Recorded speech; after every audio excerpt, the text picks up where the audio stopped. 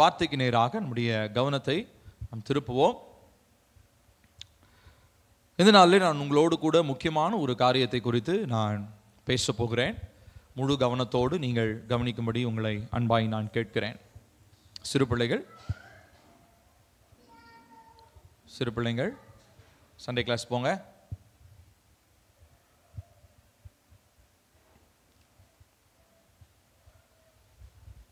சரி, எல்லாரும் நல்லா கவனிக்கணும். ரொம்ப முக்கியமான ஒரு காரியத்தை இந்த நாள் உங்களோடு பேச போகிறேன். கடந்த 1.5 மாசமாவே நம்முடைய ஆலயத்தில் ஒவ்வொரு வாரமும் தேவனுடைய மகிமையை குறித்து நாம் பார்த்து கொண்டிருக்கிறோம். தேவனுடைய மகிமை என்றால் என்ன, அந்த மகிமையினுடைய அத்தியாவசியம் என்ன, அந்த மகிமை நம்ம இழந்துட்டோம்னா என்ன நடக்கும், அந்த மகிமை இல்லாத பட்சத்தில் என்ன நடந்து கொண்டிருக்கிறது, அந்த மகிமை எப்படி பெற்றுக்கொள்வது என்று சொல்லி அநேக காரியங்களை நாம் இந்த நாட்களிலே ஒவ்வொரு வாரமாக பார்த்துட்டு இருக்கிறோம். அப்பா அதை குறித்து பேசினாங்க. இன்றைக்கும் தேவனுடைய மகிமைக்கு முக்கியமான தேவனுடைய மகிமையை நாம் பெற்றுக்கொள்வதற்கு நாம் செய்ய வேண்டிய ஒரு முக்கியமான ஒரு காரியத்தை தான் உங்களோடு நான் பேச போகிறேன். நல்லா கவனிக்கணும் எல்லாரும், என்னைய பாருங்க. ரொம்ப முக்கியமான ஒரு காரியம் அது. இந்த மாதத்தினுடைய முதல் நாளில் நான் ஜெபித்து கொண்டிருந்தப்போ, அதாவது 1ஆம் தேதி நான் ஜெபித்து கொண்டிருந்தப்போ கர்த்தர் என்னோடு பேசின ஒரு காரியம் பரிசுத்தமாகுதல், புதிதாகுதல் என்கிறதான 2 வார்த்தைகளை குறித்து என்னோடு கர்த்தர் பேசினார். பரிசுத்தமாகுதல், புதிதாகுதல், ஹோலினஸ் அண்ட் கான்சக்ரேஷன். தேவனுக்காக பிரத்யேகமாக புதிதாக்கப்படுதல், தேவனுக்காக தெரிந்தெடுக்கப்படுதல் அப்படின்ற ஒரு காரியத்தை குறித்து கர்த்தர் பேசினார். அப்போ நான் ஆண்டவர்கிட்ட கேட்டேன், ஆண்டவரே என்ன, எதற்காக? இல்லை, இது ஏற்கனவே பரிசுத்தம் பற்றி தான் நிறைய நம்ம பேசியிருக்கிறோம். But what does it mean? இந்த மாதத்தில் இதற்கான அர்த்தம் என்ன? இதை நான் எப்படி புரிந்து கொள்வது, மக்களிடத்தில் நான் எப்படி இதை கொண்டு சேர்ப்பது அப்படின்னு சொல்லி கேட்கும்போது கர்த்தர் ஒரு காரியத்தை வெளிப்படுத்தினார். இந்த நாட்களிலே மகிமையை நம்முடைய வாழ்க்கையில இழக்க செய்கிறதுக்கு பெரிதான ஒரு பிசாசனுடைய திட்டம் ஒன்று இருக்கிறது. நம்மள அறியாமலே நம்ம அந்த திட்டத்திலே சிக்கி கொண்டிருக்கிறோம். அந்த திட்டத்திற்கு இன்னொரு பேர் சொல்லலாம். அதுக்கு ஆங்கிலத்தில் ஒரு பேர் இருக்கு, மேட்ரிக்ஸ் அப்படின்னு சொல்லுவாங்க. மேட்ரிக்ஸ்ன்ற வேர்டை நீங்கள் மேட்ரிக்ஸ்ன்னு சொல்லிட்டு நான் மேக்ஸில் ஒரு கணக்கு வரும், அணிகள் படிச்சிருக்கிறீங்களா? 10th ஸ்டாண்டர்டில் வரும், அணிகள் அப்படின்னு ஒன்று படிச்சிருவோம். அதெல்லாமே நம்ம வரும், மேட்ரிக்ஸ். ஆனால் இந்த மேட்ரிக்ஸை புரிஞ்சுக்கிறதுக்கு ஒரு சின்ன ஒரு எக்ஸாம்பிள், உலக பிரகாரமான ஒரு எக்ஸாம்பிள் ஒன்று நான் சொல்ல ஆசைப்படுறேன். நான் சின்ன வயதில் இருந்தப்போ மேட்ரிக்ஸ் என்கிறதான ஒரு ஆங்கில திரைப்படம் ஒன்று வந்தது. நல்லா கவனிக்கணும். இந்த திரைப்படம் ரொம்ப ஃபேமஸான ஒரு திரைப்படம். பயங்கர லட்சக்கணக்கான பணத்தை சம்பாதித்த ஒரு திரைப்படம்.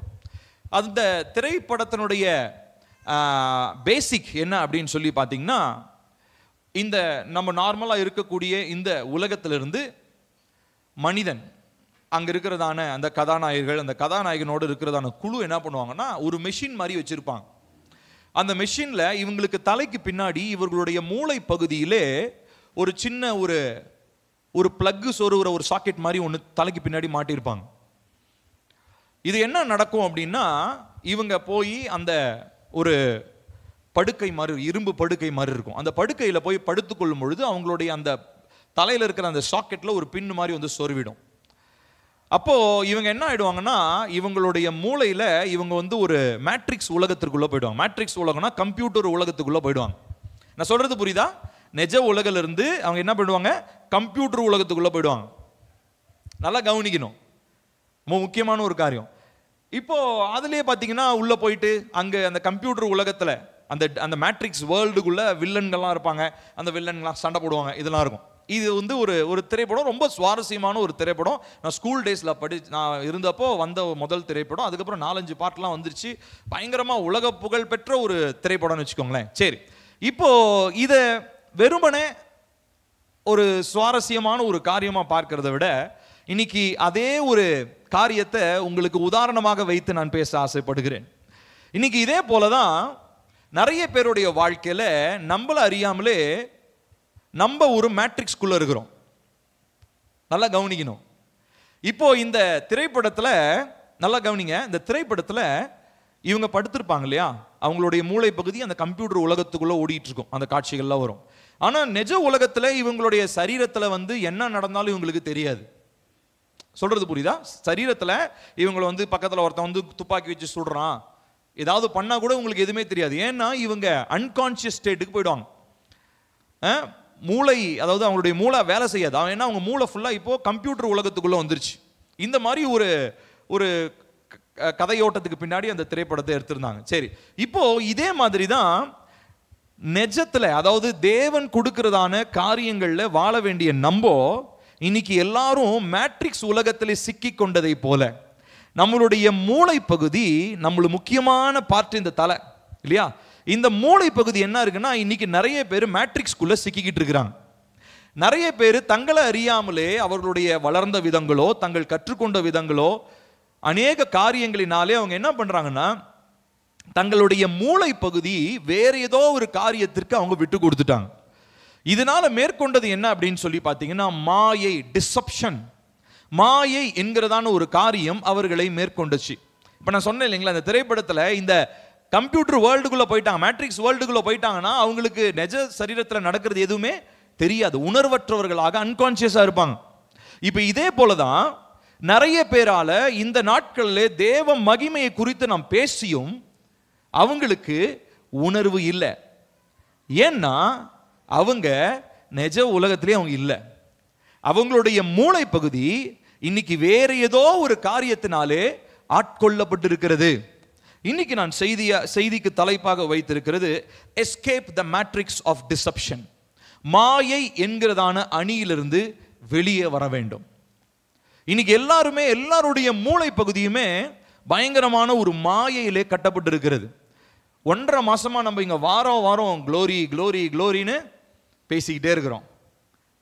என்ன க்ளோரி ஒன்றும் புரியலைங்க, வாரம் வாரம் பாஸ்டர் இதுதான் சொன்னார். போனவர் அப்பா கூட சொன்னார் இல்லையா, உங்களுக்கு மண்டையில் போய் ஏறுற வரைக்கும் ஒரே பிரசங்கத்தை தான் என்ன பண்ணுவேன் நான். ஆமாம். ஸோ இன்னைக்கு அந்த பிரசங்கம் இல்லை, ஆனால் அதோடு கூட இணையான இன்னொரு பிரசங்கத்தை நீங்கள் கேட்க போறீங்க. அது நல்லா கவனிக்கணும். இந்த மகிமையை தேவன் காண்பிக்கிறதான இந்த ரியாலிட்டி, அந்த நிஜத்துல கர்த்தர் மகிமையை கொடுக்க விரும்புகிறார். ஆனால் நம்முடைய மூளை பகுதியோ ஏதோ ஒரு மாயை என்கிறதான ஒரு மாயின் உலகத்துல நம்முடைய மூளை பகுதி என்ன ஆயிடுச்சுங்க, கட்டிடுச்சு. அதனால எவ்வளவு பேசினாலும் மண்டைக்குள்ள போகவே மாட்டேங்குது. ஒரு சிலருடைய காதுகளுக்குள்ளேயே போல, ஒரு சிலருக்கு பேசுறதெல்லாம் தலைக்கு மேல அப்படியே போயிட்டு இருக்குது, காத்து மாதிரி போகுது சத்தம். ஆனா உடம்புல பாத்தீங்கன்னா என்ன பண்ணிட்டு இருக்கிறோம், அவரு இனி சர்ச்சுக்கு வந்தாரு, மகிமை தான் தெரியலங்க, மகிமை எங்க போச்சுன்னு தெரியல. சர்ச்சுக்கு வந்தாரு, சர்ச்சில் பாஸ்டர் பிரசங்கம் பண்ணாரு, ஆனா அவருடைய வாழ்க்கையில் இன்னும் மகிமை வரல. காரணம் என்ன? நம்ம தேவனுடைய மகிமைக்கு அந்த ரியாலிட்டி, தேவ பிள்ளைகளுக்காக வைத்திருக்கிற அந்த நிஜத்துல வாழ்றதை விட்டுட்டு உலகம் என்கிறதான மாயையிலே, உலகத்தின் காரியங்கள் என்கிற மாயையிலே மூளை பகுதி என்ன ஆயிடுச்சுங்க, மாட்டிக்கிடுச்சு, சிக்கி கொண்டு இருக்கிறது. அப்போ அதை குறித்து இந்த நாளில் உங்களோடு பேச போகிறேன். அதற்கப்புறமா அதற்காக நாம் ஜெபிக்க போகிறோம். இந்த நாட்களிலே மாயை என்பது தெரிந்து கொள்ளப்பட்டவர்களையும் வஞ்சிக்கிறதாக இருக்கிறது. நல்லா கவனிக்கணும். நான் ஏதோ உலக பிரகாரமா ஏசப்பாவை அறியாதவனை பத்தி நான் பேசல. நான் யாரை பத்தி தெரியுமா பேசுறேன்? தேவனை அறிஞ்சவங்க, ஏசப்பாவை தெரிஞ்சவங்க, மணிக்கணக்கா தேவனுடைய வார்த்தையை வாசிக்கிறவங்க, இவங்கள தான் நான் சொல்றேன். சோ தெரிந்து கொள்ளப்பட்டவர்களையும் வஞ்சிக்கிறதான ஒரு மாயை இந்த நாட்களிலே செயல்பட்டு கொண்டிருப்பதனாலே மகிமைன்னு அடுத்த வருஷம் ஃபுல்லா 52 வாரமும் மகிமையை பத்தி பிரசங்கம் பண்ணாலும் இந்த மூலையில் இருக்கிறதான இந்த மாயையிலிருந்து நீங்க வெளியே வரல, இந்த மேட்ரிக்ஸ்ல இருந்து நீங்க எஸ்கேப் ஆகலனா, மாயை என்கிறதான இந்த வலை கூட்டிலிருந்து நீங்கள் வெளியே வரலனா மகிமைனா என்னன்னே உங்களுக்கு புரியாது. மகிமையை குறித்த ஒரு பாரம் இருக்காது. அதற்காக நீங்க ஜெபிக்க மாட்டீங்க. இன்ஃபேக்ட் இன்னும் கழுத கெட்டு குட்டிச்செவரான கதையா இந்த வருடத்தில் நீங்கள் ஆவிக்குரியவர்களாய் இருந்ததை விட அடுத்த வருடம் இன்னும் மோசமான நிலைக்கு, ஏன் ஆண்டவரே இல்லைங்க ஜோம் பண்ணி பார்த்தேன் ஒன்னும் வேலைக்காவலையேன்னு சொல்லி விசுவாசத்தை விட்டு மறுதலிக்கிறவர்களாகவும் நீங்கள் மாறுவதற்கு அதிக வாய்ப்பு உண்டு. என்ன பில்லி இப்படி சொல்ற அப்படின்லாம் யோசிக்காதீங்க, இதுதான் உண்மை. இந்த நாட்களிலே இதுதான் நடக்கிறது. நிறைய இடங்களிலே தேவ பிள்ளைகள் விசுவாசத்தை விட்டு விலகி கொண்டிருக்கிறதான the great fall away, பெரிதான ஒரு விழுதலின் நாள் ஒன்று வந்து கொண்டிருக்கிறது அப்படின்றத நாம் மறந்துவிடக்கூடாது. ஸோ தெரிந்து கொள்ளப்பட்டவர்கள். ரெண்டாவதா, ரட்சிக்கப்பட்டவங்களே நிறைய பேர் இப்ப சூசைட் பண்றாங்க. மரணம் என்பது அவர்களுக்கு ஒரு முடிவாக தெரிகிறது. அவங்களுடைய வாழ்க்கையின் பிரச்சனைக்கு மரணம் என்பது ஒரு முடிவா. உலக பிரகாரமா ஏசப்பாவை தெரியாதவன் வந்து சூசைட் பத்தி யோசிக்கிறது நியாயம். தேவ பிள்ளைக்கு எப்படி அந்த எண்ணம் வரலாம்? யோசிச்சு பாருங்க. தேவனை ஆராதிக்கிறவனுக்கு எப்படி தற்கொலை எண்ணம் வர முடியும்? அப்படின்னா என்ன அர்த்தம்? நிஜமாலுமே இவர் இவ்வளோ நாள் வார்த்தையை என்ன பண்ணல, கேட்கவே இல்லை. இவ்வளோ நாள் அவர் மேட்ரிக்ஸ்குள்ள சிக்கிக்கிட்டார். அவருடைய மூளை பகுதி வலைதளத்திற்குள்ளாக சிக்கி கொண்டது. பாஸ்டர் போதிக்கிற எந்த போதனையும் அவங்களுடைய மண்டையில ஏறவே இல்லை, காதுக்குள்ள போல, இருதயத்தில் அது கிரியை செய்யல.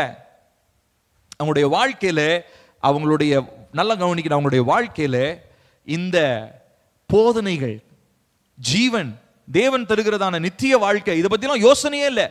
அந்த பிரச்சனையிலிருந்து அப்போதிலிருந்து விடுதலை வந்தா போதும்னு சொல்லி தற்கொலை எண்ணத்திற்கு போகிறவர்கள் நிறைய பேர் இருக்கிறாங்க.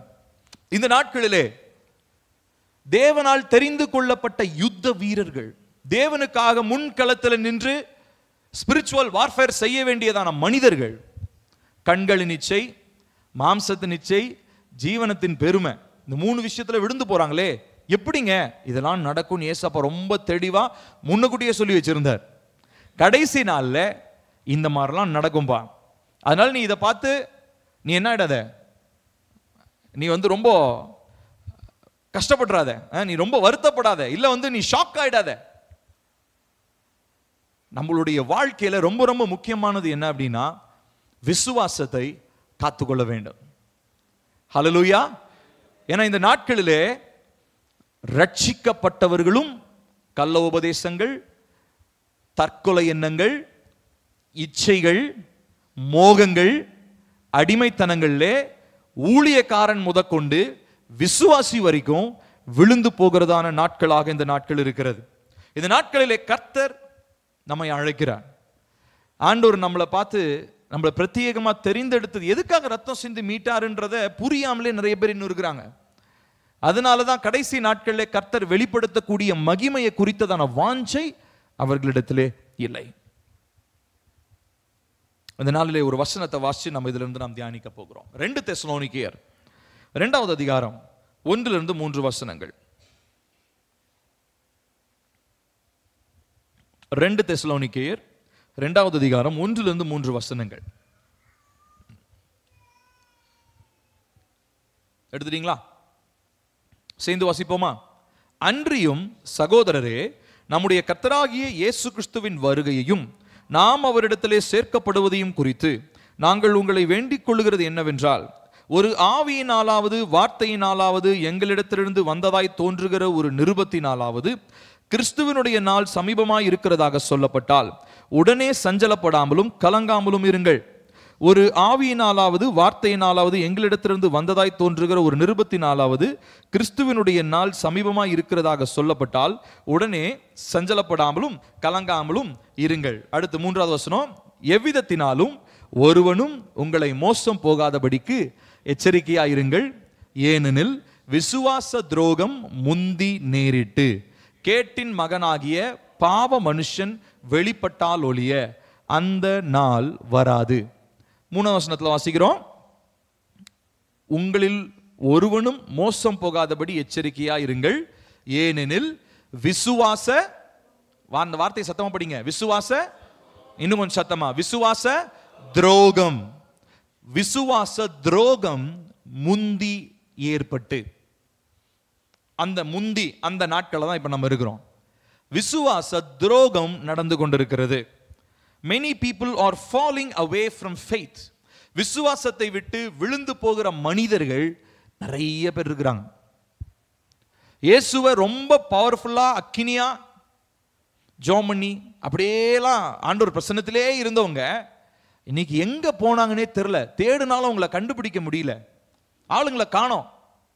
எங்கப்பா போச்சு உங்க அக்கினி? உங்க ஜெபங்கள் எங்க போச்சு? ஏன் தேவனால் அவங்க தெரிந்து கொள்ளப்படலையா? தெரிந்து கொள்ளப்பட்டவங்க தான். ஏன் இயேசு கிறிஸ்து உங்களுக்கு ரத்தம் சிந்தலையா? ரத்தம் சிந்தினாரு தான். ஆனா எங்க போனீங்க? ஏன் விசுவாசத்துல உங்களுக்கு இப்படி ஒரு ஆட்டம் வந்துருச்சு? ஏன்னா ஏதோ ஒரு விஷயத்துல, ஏதோ ஒரு சூழ்நிலையில மூளையை ஒரு தேவையில்லாத வலைக்குள்ளாக என்ன பண்ணிட்டாங்க? அவங்க தங்களுடைய மூளை பகுதியை விட்டு கொடுத்துட்டாங்க. மூளை பகுதியை காத்துக்கொள்வதற்கு அவர்கள் ஜாக்கிரதைப்படவில்லை. சிந்தையை காத்துக்கொள்வதற்கு அவங்களுக்கு எண்ணம் இல்லாம போயிடுச்சு. மூளை பகுதி ரொம்ப ஒரு முக்கியமான ஒரு இடம் அப்படின்றத குறித்து எண்ணம் இல்லை. அதனால நான் சொன்னேன் இல்லைங்களா, அந்த திரைப்படத்தில் கம்ப்யூட்டர் உலகத்தில் மாட்டிக்கிட்டு அவளால் வெளியே ஒரு ஒரு சூழ்நிலையில் அந்த அந்த கதாநாயகன் போய் கம்ப்யூட்டர் உலகத்தில் மாட்டிக்குவார், வெளியே வர முடியாது அவரால்.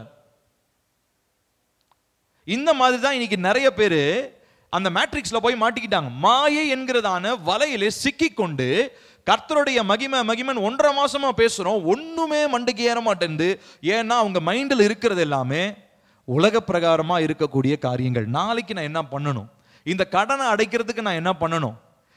என்னுடைய சூழ்நிலை மாறுறதுக்கு நான் என்ன பண்ணணும்? என் பிள்ளையினுடைய எதிர்காலம் மாறுறதுக்கு என்ன பண்ணணும்? என்னுடைய சுகம் திரும்ப வர்றதுக்கு நான் என்ன பண்ணணும்? இந்த யோசனை இருக்கே ஒழிய கர்த்தருடைய மகிமையை குறித்த யோசனை இல்லை. அப்போ நம்மளுடைய வாழ்க்கையில இவ்விதமாய் நம்மளுடைய மூளை பகுதி வேறு ஏதோ ஒரு வலையிலே சிக்கி கொண்டிருக்கிறது.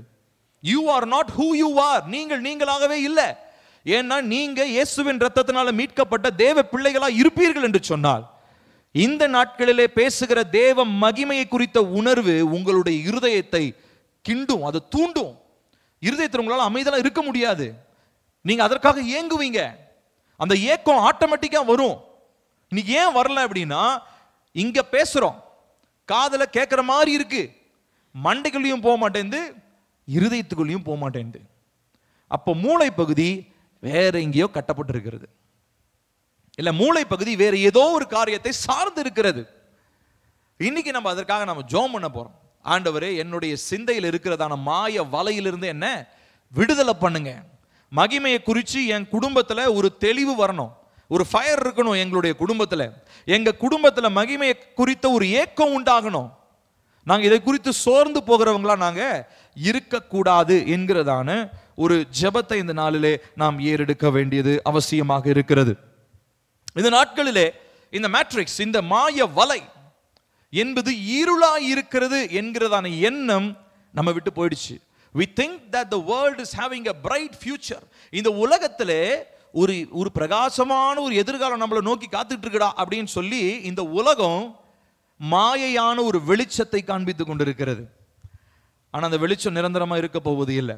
யோவான் 8வது அதிகாரம் 12வது வசனத்தில் ஆண்டவராகிய இயேசு கிறிஸ்து விதமாய் சொல்லுகிறார். யோவான் 8:12, நான் உலகத்திற்கு ஒளியாயிருக்கிறேன், என்னை பின்பற்றுகிறவன் இருளிலே நடவாமல் ஜீவ ஒளியை அடைந்திருப்பான்.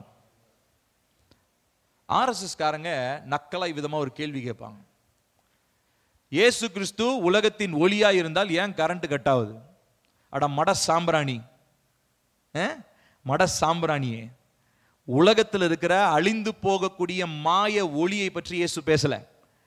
அவர் ரொம்ப தெளிவா சொன்னார். அதுக்கு வசனத்தை முழுசா படிக்கணும். ஜீவ ஒளி, the light that brightens your life, உங்கள் வாழ்க்கையை வெளிச்சமாக்குகிற ஒளி. இந்த இப்போ எங்க லைட் இருக்குதுங்க, இந்த லைட்டை நம்ம பார்த்து இதுதான் நிஜம் லைட்னு நம்ம நினைக்கிறோம். ஆனா அது நிஜ லைட் கிடையாது. இதுதான் மாயை. மாயைன்னு என்னதுங்க? இருக்கிற மாதிரி இருக்கும், அது பக்கத்துல போனா அது இருக்காது. ரொம்ப எளிதான ஒரு எக்ஸாம்பிள்னா நம்ம எல்லாருக்கும் தெரிஞ்சது காணல் நீர் இல்லையா? ரோட்ல நல்ல வெயில் அடிக்கிற டைம்ல போகும்போது ரோட்ல எப்படி இருக்கும்? நல்லா தண்ணி, பரவாயில்ல தண்ணி இருக்கிற மாதிரியே இருக்குமே. இப்போ வனாந்திரத்துல டெசர்ட்ல எல்லாம் வந்து பாத்தீங்கன்னா கொள்ளையர்கள் இருப்பாங்க. அங்க இருக்கிறதான கொள்ளையர்கள் இப்படிதான் வந்து பாத்தீங்கன்னா அந்த காணல் நீர் வெளிப்படுகிற இடங்களிலே பயங்கரமான ட்ராப் வச்சிருப்பாங்க, குழி வெட்டி வச்சிருப்பாங்க, இந்த மாதிரி கொள்ளை அடிக்கிறதுக்கு. வனாந்திரத்தின் வழியா டிராவல் பண்றவங்க ஆதி காலத்துலலாம் வனாந்திரத்தின் வழியா ஒட்டகங்கள்ல போகிறவங்களை இழுக்கிறதுக்கு என்ன தெரியுங்களா பண்ணுவாங்க? காணல் நீர் உண்டு பண்ணணும்னா கண்ணாடி வச்சு ரிஃப்ளெக்ஷன் ஏற்படுத்தினா போதும், காணல் நீர் அழகா தெரியும், தண்ணி இருக்கிற மாதிரி தெரியும். ரொம்ப தாகத்துல துவண்டு போய் வனாந்திரத்துல நடக்கிறவங்க பக்கத்துல போவான். பக்கத்துல போகும்போது அவனுக்கு தெரியாமையே கீழே இருக்கிற மண்ணுக்கு கீழே ஒரு குழி வெட்டி வச்சிருப்பான், குழியில விழுந்துருவான். ஏன்னா அவனுடைய கண்களிலே அது எப்படி இருந்தது? ஒரு தண்ணீரை போல இருந்தது. விடாய்த்து போன அவனுடைய ஆத்துமாவிற்கு அந்த தண்ணி ரொம்ப அவசியமா இருந்துச்சு. ஆனா பக்கத்துல போனா அந்த தண்ணி இல்லை. இததான் உலகத்தில் இருக்கிறதான மாய ஒளி நமக்கு கொடுக்குது. ஆனா ஏசப்பா சொல்றாரு, இந்த உலகத்தில் இருக்கிற ஒளி மாதிரி இல்லப்பா, நான் உனக்கு ஜீவ ஒளியை கொடுக்குறேன். ஜீவ ஒளி உண்டா ஏங்க? ஏசப்பாவை பத்தி எத்தனை விஷயம் வருஷம் வாரம் டெய்லியும் படிச்சுக்கிட்டு தான் இருக்கிறோம். ஆனா இன்னும் நம்முடைய வாழ்க்கையில கர்த்தருடைய மகிமை வெளிப்படலன்னா என்ன அர்த்தம்? வசனத்துல தப்பு இல்லை, ஏசப்பா கிட்டையும் தப்பு கிடையாது, பாஸ்டர் கிட்ட கூட தப்பு சொல்லலாம், சர்ச்சில் கூட நீங்க 1000 தப்பு சொல்லுங்க. ஒரு நாளும் தேவனிடத்திலும் தேவனுடைய வார்த்தையில என்ன இல்லை? குற்றம் இல்லை. அதுல யார் குற்றம் கண்டுபிடிக்க முடியும்? அப்போ இவ்வளோ நாளா இவ்வளோ வருஷமா தேவனுடைய வார்த்தையை கேட்டு கேட்டு கேட்டு கேட்டு இன்னும் மூளை பகுதி எங்க இருக்குது? மாய வலைக்குள்ளாக சிக்கி கொண்டிருக்கிறது. வெளிச்சம் என்பதை அறிந்து வெளிச்சத்தை விட்டு விலகி மாய வெளிச்சத்திற்குள்ளாக போகிறதான மனிதர்கள். ரொம்ப முக்கியமா விசுவாசிகளை இந்த விஷயத்துல எங்க சொல்லனா, பொருளாதாரத்துல. பணம் எனக்கு வேணும்னு சொல்லி சீட்டு போடுறது. பணம் வேணும்னா ஆண்டவர் தருவான்னு காத்திருக்கிறது இல்லை. எனக்கு தெரிஞ்சு நிறைய கிறிஸ்தவங்க சீட்டு போட்டு ஏமாந்துட்டாங்க. லோன் எடுக்கிறது, கிரெடிட் கார்டு வாங்கிறது, பொருளாதாரத்தில் ஒரு மாய. இன்னைக்கு எந்த மாயில விழுறாங்களோ இல்லையோ, எல்லா கிறிஸ்தவங்களும் பொருளாதார மாயில விழுந்துடுறாங்க. பேங்க்காரன் வர மாத்தி மாத்தி நமக்கு ஃபோன் பண்ணி, சார் கிரெடிட் கார்டு ஃப்ரீயா தரேன் சார், 0% இன்ட்ரெஸ்ட் உங்களுக்கு தரேன், வாங்க சார். அப்படி வெளிச்சத்தை காமிக்கிறான். நான் சொன்னேன் இல்லைங்களா, அந்த வனாந்தரத்துல கண்ணாடி வச்சு ரிஃப்ளெக்ட் பண்ணி என்ன பண்றான்? வலையில விழ வைக்கிறான். தேவ பிள்ளைகளாகிய நமக்கு எந்த ஒரு வலையிலும் நம்ம சிக்கி கொள்ளக்கூடாது. சிக்கிட்டோன்னு சொல்லி சொன்னா ஜீவ ஒளியை நம்மளால பார்க்க முடியாது. அப்போ ஆலயத்துல பேசுற பிரசங்கம்லாம் உங்களுக்கு மண்டையிலே ஏறாது. வாரம் நம்ம சொல்றோம் கடன் வாங்காமல் கடன் கொடுப்போம்னு, எங்க அப்படின்னு நமக்குள்ளேயே ஒரு விரக்தி. எங்க இருக்கிற நிலைமைக்கு நானே 4 பேரை நம்பிக்கிட்டு இருக்கிறேன், நான் எங்க போய் கடன் கொடுக்கிறது? இதுதான். நான் உங்களுக்கு ஒன்று சொல்லட்டுமா? கர்த்தருடைய மகிமை உள்ள வரும் பொழுது உங்களுடைய வாழ்க்கையில நிச்சயமாய் உங்களை தேவன் மற்றவருக்கு கடன் இல்லை, ஃப்ரீயாவே காசு கொடுக்க வைப்பார். கடனை கொடுத்துட்டு உட்காந்துக்கிட்டு இருக்கணும், அவன் எப்ப தருவான்னு. மற்றவர்களுக்கு நீங்க உதவி செய்கிற அளவிற்கு கர்த்தர் உங்களை உயர்த்துவார். நான் உண்மையா சொல்றேன், நீங்க இதை எழுதி வச்சுக்கோங்க. இன்னைக்கு கர்த்தருடைய மகிமையை நீங்க உங்க குடும்பத்துல உங்க வாழ்க்கையில அளவில்லாம ஊற்றப்படும்படி ஜெபம் பண்ணுங்க. நிச்சயமா இதை செய்யுங்க. நிச்சயமா நான் சொல்றேன், 100% சொல்றேன். கர்த்தர் உங்களுடைய வாழ்க்கையில பொருளாதாரம் மாத்திரம் இல்ல, பல பகுதிகளிலே நீங்கள் சிக்கிக் கொண்டிருக்கிற மாயையிலிருந்து உங்களுக்கு ஒரு விடுதலையை தந்து நிச்சயமாக இந்த நாட்களில் ஒரு பெரிய மகிமையை அவர் வெளிப்படுத்த சித்தமுள்ளவராக இருக்கிறார். ஹல்லேலூயா. இந்த காரியத்தை குறித்து நீங்க ரொம்ப ரொம்ப ஜாக்கிரதையாக இருக்கணும். இன்னொரு இடத்துலையும் ஆண்டவராக இயேசு கிறிஸ்து இதை குறித்து எச்சரிக்கிறார். மத்தேயு 24வது அதிகாரத்திலே 12-15 வசனங்கள்ல நாம் வாசிக்கிறோம். உலகத்தினுடைய கடைசி நாட்களை குறித்து சொல்லும் பொழுது ஆண்டவராக இயேசு கிறிஸ்து மத்தேயு 24 அவருடைய வருகையின் சூழ்நிலைகளை குறித்து பேசுகிறார். மத்தேயு 24 12-15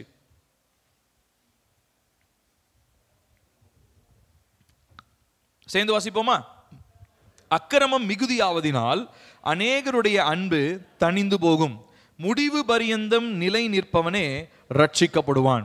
ராஜ்யத்தினுடைய இந்த சுவிசேஷம் பூலோகம் எங்கும் உள்ள சகல ஜாதிகளுக்குள்ளும் சாட்சியாக பிரசங்கிக்கப்படும், அப்பொழுது முடிவு வரும்.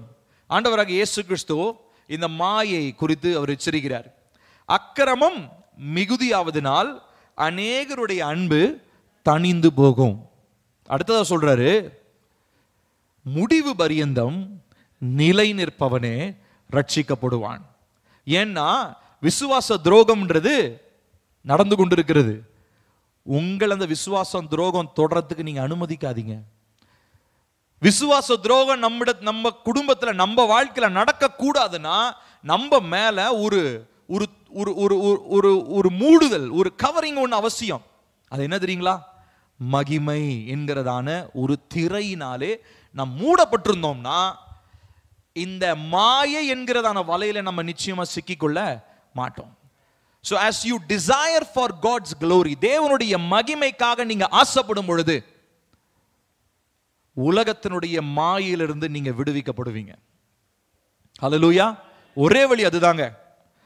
To escape the matrix, you need to desire the glory of God. இந்த மாய வலையிலிருந்து நான் வெளியே வரணும்னா கர்த்தருடைய மகிமையை நான் வாஞ்சிக்கணும். கர்த்தருடைய மகிமை என் குடும்பத்துக்கு நான் சொல்லி தரணும், என் பிள்ளைங்களுக்கு நான் கற்றுத்தரணும், என் குடும்பத்தில் அது வெளிப்படணும், என்னுடைய வாழ்க்கையில, வேலையில், என்னுடைய தொழிலில், என்னுடைய ஊழியத்தில் அது வெளிப்படணும்.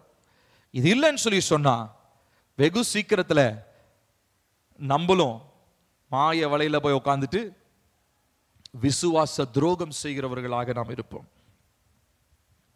அப்ப ஆண்டவராகிய இயேசு கிறிஸ்து இதை குறித்து ரொம்ப ரொம்ப எச்சரிப்பாய் சொல்லுகிறார். சரி, இப்ப முதலாவது நான் என்ன சொன்னேன், ஃபர்ஸ்ட் பார்ட் என்ன சொன்னேன் அப்படின்னா, இந்த மாய வலை, டு எஸ்கேப் த மேட்ரிக்ஸ், இந்த வலையிலிருந்து வெளியே வர்றது. இதற்கான ஒரு விதத்தை சொல்ல, எப்படி இதுல இருந்து வெளியே வர்றது அப்படின்றத குறித்து இந்த நாளில் உங்களோடு கூட நான் சொல்ல போகிறேன். அதனுடைய விதங்கள், how to escape the matrix அப்படின்றத குறித்து உங்களோடு கூட நான் பேச போகிறேன். முதலாவது, நமக்கு ரெண்டு பிரதானமான ஒரு காரியம். எப்பயுமே எல்லா பிரச்சனைக்குமே you can point down to two important factors. எல்லா ஒரு பிரச்சனைக்கும் ரெண்டு முக்கியமான ஒரு காரணிகளுக்கு நேராக நம்மளால சுருக்க முடியும். என்ன அப்படின்னா, ஒன்று தேவனுடைய ஆவியானவர், இன்னொன்று தேவனுடைய வார்த்தை. தேவனுடைய ஆவியானவர், தேவனுடைய வார்த்தை, இது ரெண்டும் இல்லாம எந்த பிரச்சனைக்குமே தீர்வு கிடையாது. நான் திரும்ப சொல்றேன், தேவனுடைய ஆவி, தேவனுடைய வார்த்தை, இது ரெண்டும் இல்லாம எந்த பிரச்சனைக்கும் தீர்வு உங்களால பார்க்க முடியாது. இம்பாசிபிள். இப்ப நல்லா கவனிக்கணும். ஆண்டவராகிய இயேசு கிறிஸ்துவனுடைய வார்த்தையின் மேலே சார்ந்து கொள்ளுகிறவர்களாகவும் அவரோடு இருக்கிறதான அந்த உறவிலே ஐக்கியம் உள்ளவர்களாகவும் இருக்கும் பொழுது இந்த மாய வலையிலிருந்து சிக்கிக் கொள்வதற்கு உங்களுக்கு ஒரு வாய்ப்பு இருக்குது. நல்லா கவனிக்கணும். இந்த ரிலேஷன்ஷிப், அதாவது ஒரு உறவு,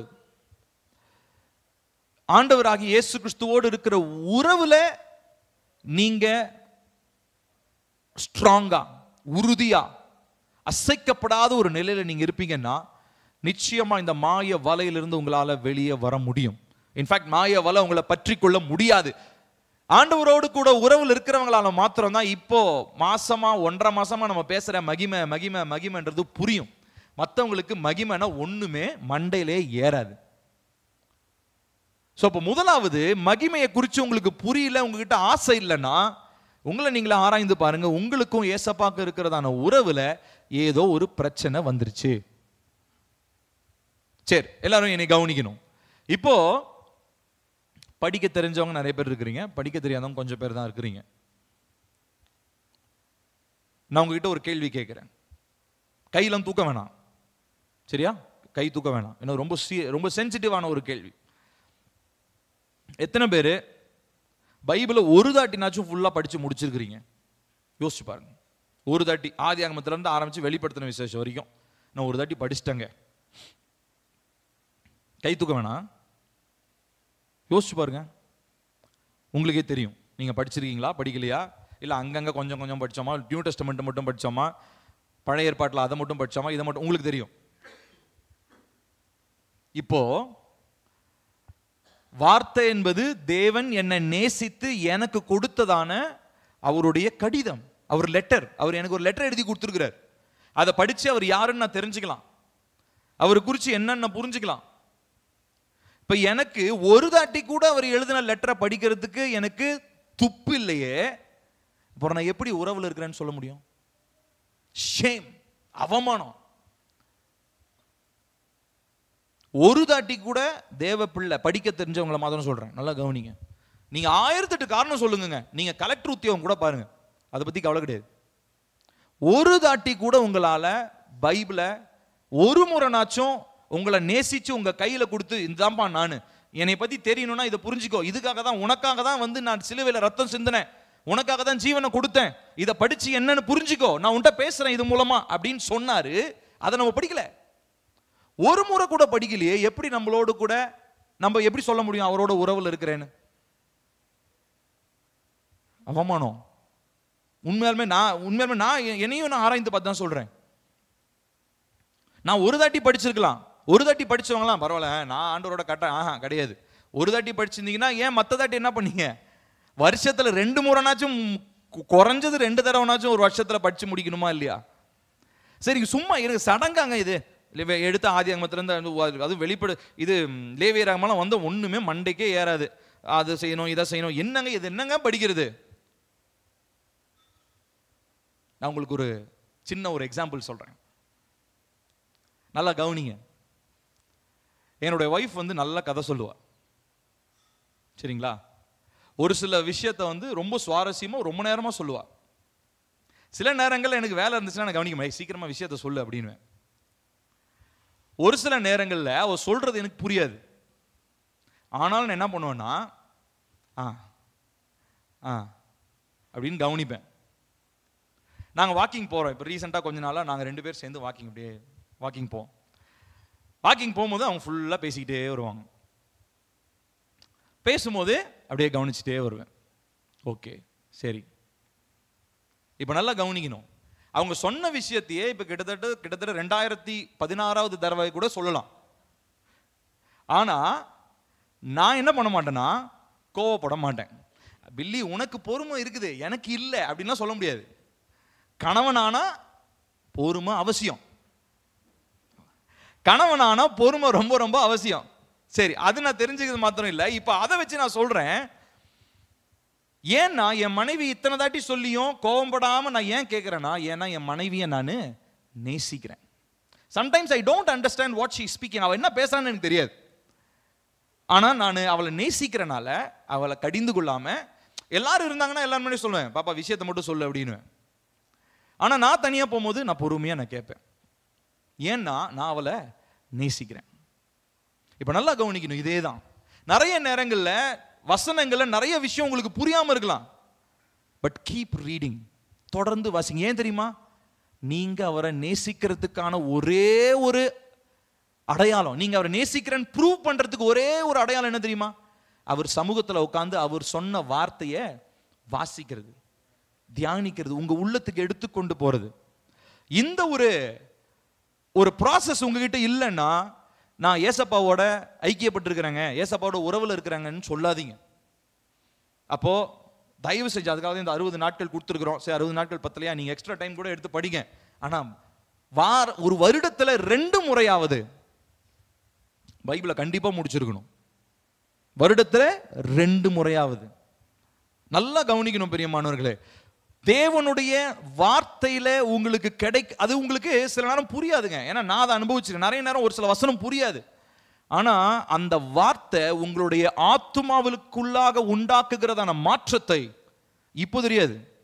என்னைக்காவது ஒரு நாள் நீங்க படிச்ச அந்த வார்த்தை உங்களுடைய விடாய்த்து போன ஆத்துமாவை தேற்றுகிறதாய் உங்க உள்ள இருந்து அது வெளியே வரும். ஹல்லேலூயா.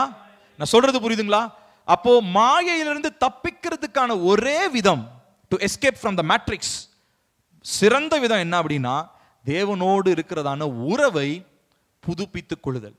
ஸோ அதனால தான் இன்னைக்கு நான் இந்த மாத தொடக்கத்திலே ஆண்டவர் என்ன சொன்னார்னு சொன்னாங்க, வித்தவுட் கான்செக்ரேஷன், பரிசுத்தம் இல்லாமல் ஆண்டவரோடு இருக்கிறதான உறவிலே நீங்கள் புதிதாக்கப்படாமல் மகிமையை கற்பனை கூட பண்ணிடாதீங்க. கனவுல கூட யோசிச்சிடாதீங்க, ஆண்டவர் அதை செய்வார் இதை செய்வார். ஒன்றும் செய்ய மாட்டார். அடுத்த வருஷத்துல ஆண்டவர் எல்லா கஷ்டத்தையும் மாத்திடுவார். வேலைக்கே ஆகாது. நான் சொல்றேன் உங்களுக்கு, மகிமை இல்லைன்னா உங்க வாழ்க்கையில எந்த ஒரு நன்மையும் வரவே வராது. ஆண்டவரோடு இருக்கிற உறவுல நீங்க ஐக்கியப்படல, அவரோடு கூட நேரம் செலவிடலைன்னா தயவு செஞ்சு ஆசைப்படுறதை நிறுத்திக்கோங்க. தேவையில்லாத கற்பனையை போட்டு வளர்த்துக்காதீங்க. அப்புறம் ஆண்டவர் எதுவுமே செய்ய மாட்டாரு. அப்புறம் ஆண்டவர் மேல குறை சொல்லிட்டு அப்பதான் என்ன நடக்கும்? விசுவாச துரோகம் நடக்கும். If you are in relationship, நீங்க ஆண்டவரோடு கூட இருக்கிற உறவு நெருக்கமா இருக்கும் போது எப்படி விசுவாச துரோகம் வர முடியும்? அப்ப எங்க பிரச்சனை? உறவுல பிரச்சனை, ரிலேஷன்ஷிப்ல பிரச்சனை, அவரோடு செலவழிக்கிறதான நேரத்துல குறைவு. ஏதோ கடமைக்கு நான் படிக்கிறேன்,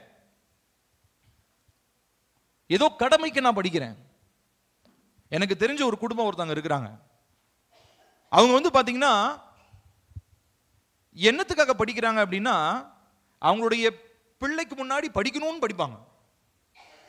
நான் அது லிட்டரலாகவே நான் ஃபீல் பண்ணியிருக்கேன். அன்றைக்கி ஒரு நாள் அவங்ககிட்ட பேசும்போது அவங்களே சொன்னாங்க, என் பிள்ளைக்கு ஒரு சிறந்த உதாரணமாக இருக்கணுன்றதுக்காக படித்தேன். எனக்கு டைம் இல்லை, ஆனாலும் என் பிள்ளைக்கு முன்னாடி, ஏன்னா பிள்ளை நல்லவன், நான் எப்படி போனாலும் பரவாயில்ல, என் பிள்ளை எப்படி இருக்கணும், நல்லா இருக்கணும். அப்போ என் பிள்ளை முன்னாடி உட்காந்து பைபிள் படிக்கிற மாதிரி, ஜெபம் பண்ணுற மாதிரி, எல்லாமே மாதிரி தான், ஜெபம்லாம் பண்ணல. பாருங்க, இதுதான் மனிதன், தேவ பிள்ளை போய் சிக்கி கொண்டிருக்கிறதான மாயை. நீங்க எல்லாத்துக்கும் நேரம் இருக்குது, ஆனா தேவனோடு இருக்கிறதான உறவிலே செலவிடுவதற்கு நேரம் இல்லை. ஸோ இந்த ரெண்டு காரியத்தை பிரதானப்படுத்துங்க. ஆவியானுடைய துணையோடு தேவனுடைய வார்த்தைக்குள்ளாக போங்க, வாசிங்க, அதை வாசிங்க. அடுத்த வருஷம் 2023 எத்தனை பேர் பைபிள் வாசிக்கணும்னு திட்டம் பண்ணீங்க, பிளான் பண்ணீங்களா? இந்த வருஷத்துல பைபிள் எப்படியாவது முடிச்சிருப்போம். பிப்ரவரி மாசத்துலயே அது முடிஞ்சிருக்கும். அந்த திட்டம், அந்த பிளான் முடிஞ்சிருக்கும். பைபிள் அப்படியே தான் இருக்குது. தயவு செய்து பிரியமானவர்களே, ஒரு தடவை கூட வசனத்தை ஃபுல்லா வாசிக்காம நான் ஏசப்பாவை நம்புறேன் நேசிக்கிறேன்னா சொல்லாதீங்க. நமக்கு அருகதையே கிடையாது அதுக்கெல்லாம். படிச்சவங்களுக்கு சொல்றேன், படிக்காதவங்க உங்ககிட்ட இருக்கிறது என்ன தெரியுமா? உங்களுக்குள்ள இருக்கிறதான ஆவியானவர். அவரோடு கூட நீங்க பேச பழகுங்க. படிக்காதவங்க நல்லா கவனிங்க, எழுத படிக்க தெரியாதவங்க நல்லா கவனிங்க. ஆவியானவரோடு பேச பழகுங்க. ஆவியானவரே, எனக்கு இப்போ எழுத படிக்க தெரியாது, நான் சின்ன வயசுல அதெல்லாம் செய்யல, என் அம்மா அப்பா சொல்லி தரல, எனக்கு அதுக்கான வசதி வாய்ப்பு இல்லை. ஆனா நீங்க எனக்கு என்ன பண்ண முடியும்? எனக்கு கற்றுக் கொடுக்க முடியும், கண்டித்து உணர்த்த முடியும். உங்க வார்த்தையை எனக்கு வெளிப்படுத்துங்க. கனவுல சொல்லித்தாங்க, அவர் சொல்லி தருவாரு. தரிசனத்துல சொல்லித்தாங்க, ஜெபத்துல சொல்லித்தாங்க, ஊழியக்காரன் பேசுறது மூலமா எனக்கு சொல்லித்தாங்க, நிச்சயமா சொல்லி தருவார்.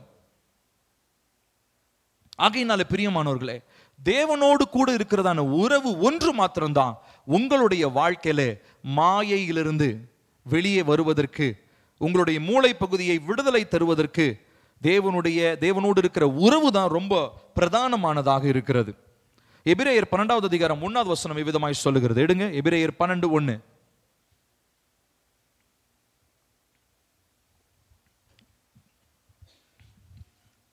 வாசிப்போமா? ஆகையால் மேகம் போன்ற இத்தனை திரளான சாட்சிகள் நம்மை சூழ்ந்து கொண்டிருக்க, பாரமான யாவற்றையும் நம்மை சுற்றி நெருங்கி நிற்கிற பாவத்தையும் தள்ளிவிட்டு விசுவாசத்தை துவக்குகிறவரும் முடிக்கிறவருமாகிய இயேசுவை நோக்கி நமக்கு நியமித்திருக்கிற ஓட்டத்தில் பொறுமையோடே ஓட கடவோம். சின்ன புலத்தனத்தெல்லாம் தூக்கி ஓரம் வச்சிடணும். அதுதான் அவர் சொல்றார், லே aside childish things. சின்ன புலத்தனம். என்ன சின்ன புலத்தனம்? பணத்துக்காக ஆசைப்படுறது, ஒன்று இருந்தா இன்னொன்று ஆசைப்படுறது. சின்ன வயசுல பார்த்துருக்கிறீங்களா? இவன் கையில் முட்டாய் இருக்கும், தம்பி கையில் முட்டாய் இருந்தா அதுவும் வேணும்னுவான். டேய், உன் கையில் ஒரு முட்டாய் இருக்குல்ல, எனக்கு அதுவும் வேணும். பார்த்துருக்கிறீங்களா சின்ன பிள்ளைங்க? இன்னைக்கு இதே தான். இன்னைக்கு முட்டாயிலிருந்து நம்ம காசுக்கு வளர்ந்துட்டோம், அவ்வளோதான். காசு கையில் தேவையான அளவு இருக்கும், பத்தாது, எனக்கு அது வேணும், எனக்கு இது வேணும். அன்னைக்கு ஒரு நாள் ஒருத்தங்க வீட்டுக்கு போயிருந்தேன். உண்மையாலுமே எனக்கு அன்னைக்கு தான் வந்து மக்கள் இப்படி இருக்காங்களேன்னு பயங்கரமா வேதனைப்பட்டேன். அவங்க வீட்டில் புதுசாக ஒரு வீடு கட்டிட்டு இருக்காங்க. அவங்க வீட்டில் நல்லா கவனிக்கணும், அவங்க வீடு கட்டிட்டு இருக்காங்க, கதவு வச்சுட்டாங்க, ஆனால் ஜன்னல் வைக்கிறது காசு இல்லை. ஏன்னா கொஞ்சம் கொஞ்சமாக தான் அவங்க சேர்த்து வச்சு கட்டுறாங்க. ஆனால் வீட்டில் பார்த்தீங்கன்னா 52 inch LED flat screen Android TV. என்னடா யோசிக்கிறீங்க? வீட்டில் ஜன்னல் இல்லை, ஆனா இங்க பெரிய 52 இன்ச் ஆண்ட்ராய்ட் டிவி. அப்போ எங்க மண்டை எங்க போச்சு? அப்போ அது டிவி வாங்கும் போது யோசனையே இல்லையா? நம்ம வீட்டுல காத்தடிக்குது, மழை வந்தா உள்ள சாரல் வருது, ஜன்னல் போட முடியல. நீ இஎம்ஐ வாங்கி கூட டிவி வாங்கிக்கோ, அந்த இஎம்ஐ வாங்கி அட்லீஸ்ட் ஜன்னல் போட்டிருக்கலாம். ஆனா வீட்டில் இப்ப பிரதானமா எதுதான் அவசியமா இருக்குது? டிவியில நாங்க என்டர்டெயின்மெண்ட் ஆகணும், என்டர்டெயின் ஆகணும். ஜன்னல் இருந்தா என்ன, இல்லைன்னா எனக்கு என்ன, ஸ்கிரீன் போட்டு மறைச்சிக்கிறோம். நாங்கள் டிவியில் படம் பார்க்கணும், நெட்ஃப்ளிக்ஸில், டிஸ்னி ஹாட்ஸ்டாரில், நாங்கள் ஓடிடியில் நாங்கள் படம் பார்ப்போம். பாருங்க, மனிதர்கள் எப்படிப்பட்ட ஒரு மனநிலையில் இருக்கிறான் பாருங்க. அவசியமானது என்னன்னு மண்டையில் ஏற மாட்டேன், அத்தியாவசியம் என்னன்னு புரியல. இதுதான் சொல்றாரு, சின்ன புலத்தனம், சைல்டிஷ் திங்ஸ். மனுஷன் நல்லா சொல்லுவாங்க இல்லையா, உடம்பு வளர்ந்த அளவுக்கு மூளை இன்னும் வளரலையா அப்படின்வாங்க இல்லையா நிறைய நேரங்கள். அதே மாதிரி தான் இன்னைக்கு நிறைய பேருடைய ஆவிக்குரிய வாழ்க்கை இப்படிதான் இருக்குது. 10 வருஷமா 15 வருஷமா 40 வருஷமா நான் கிறிஸ்தவனா இருக்கிறேன், ஆனா மண்டையில் இருக்கிற மூளை எல்லாமே இன்னும் சின்ன புலத்தனமாவே தான் இருக்குது.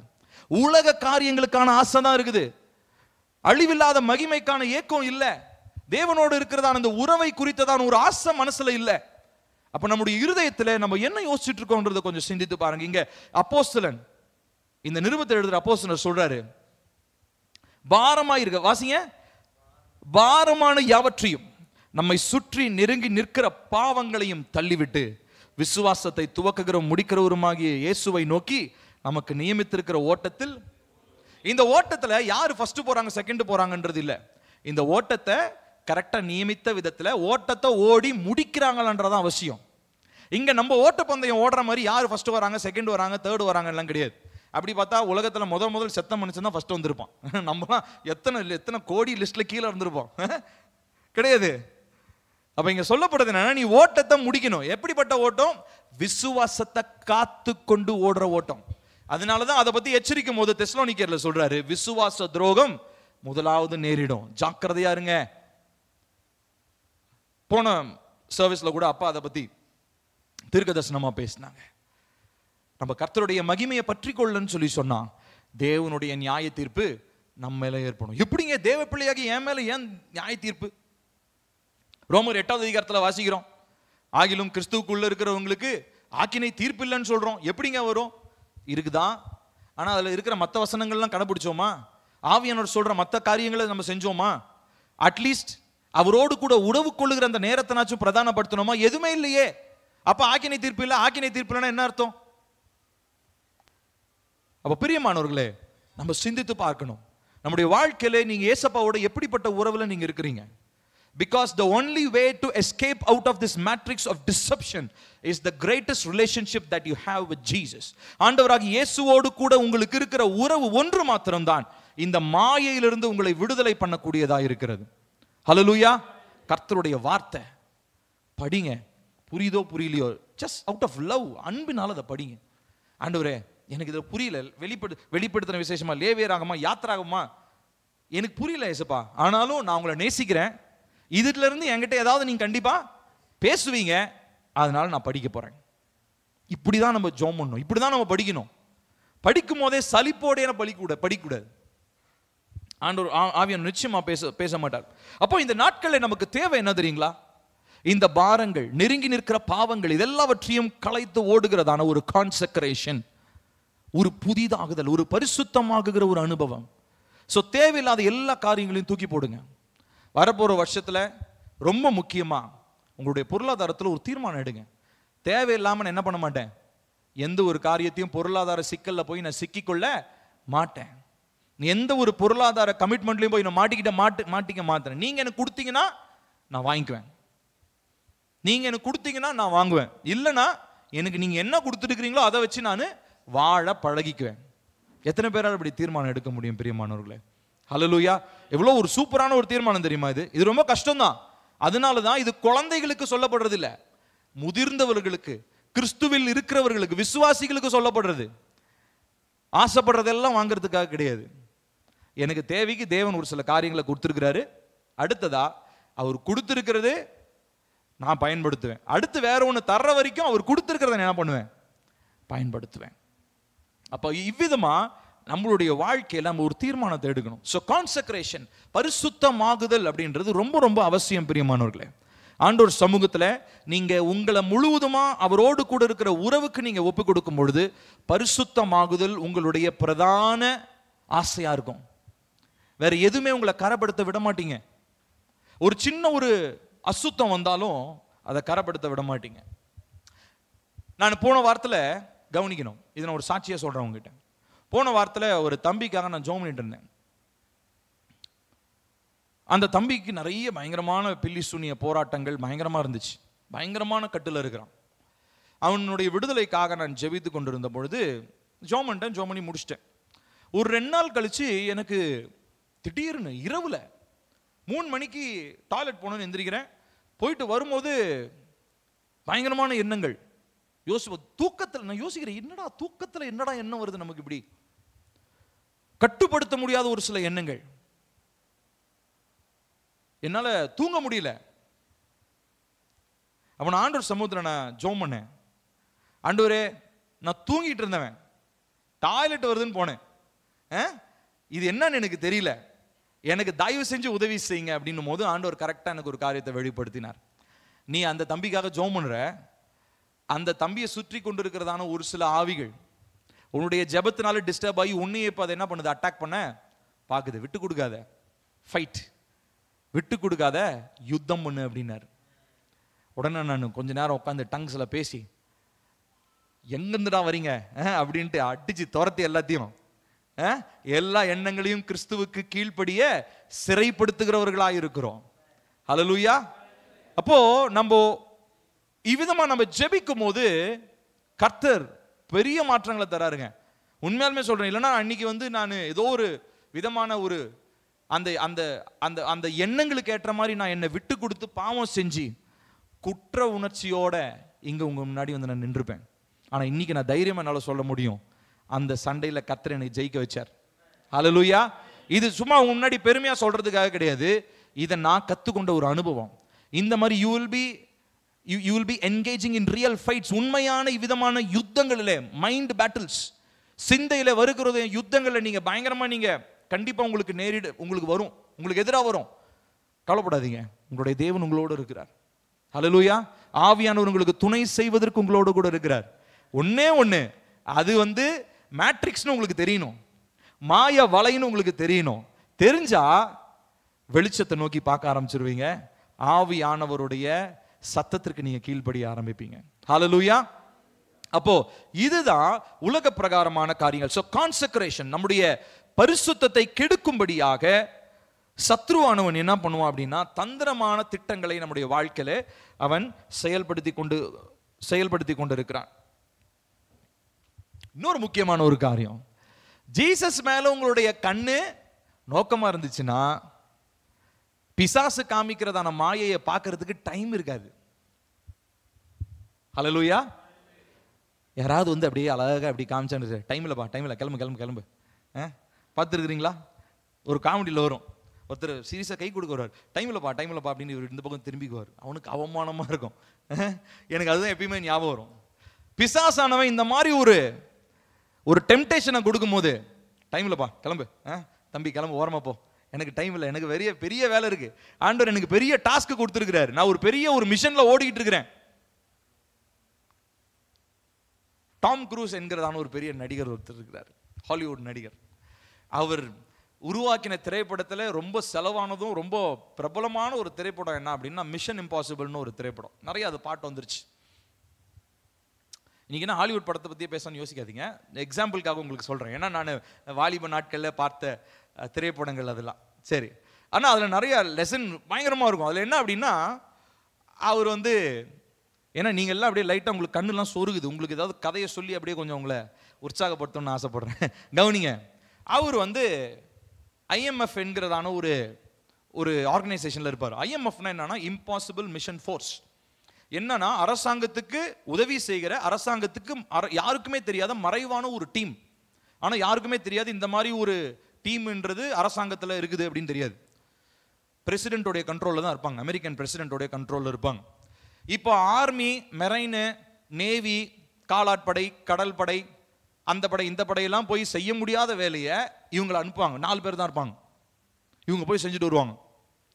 இப்போ இந்த மிஷன் வர்றதுக்கு முன்னாடி அவர்கிட்ட எப்படியாவது ஏன்னா இவங்கெல்லாம் பொதுமக்கள் மாதிரி தான் இருப்பாங்க, ஆனால் இவங்க செய்கிற வேலை பயங்கரமாக இருக்கும்.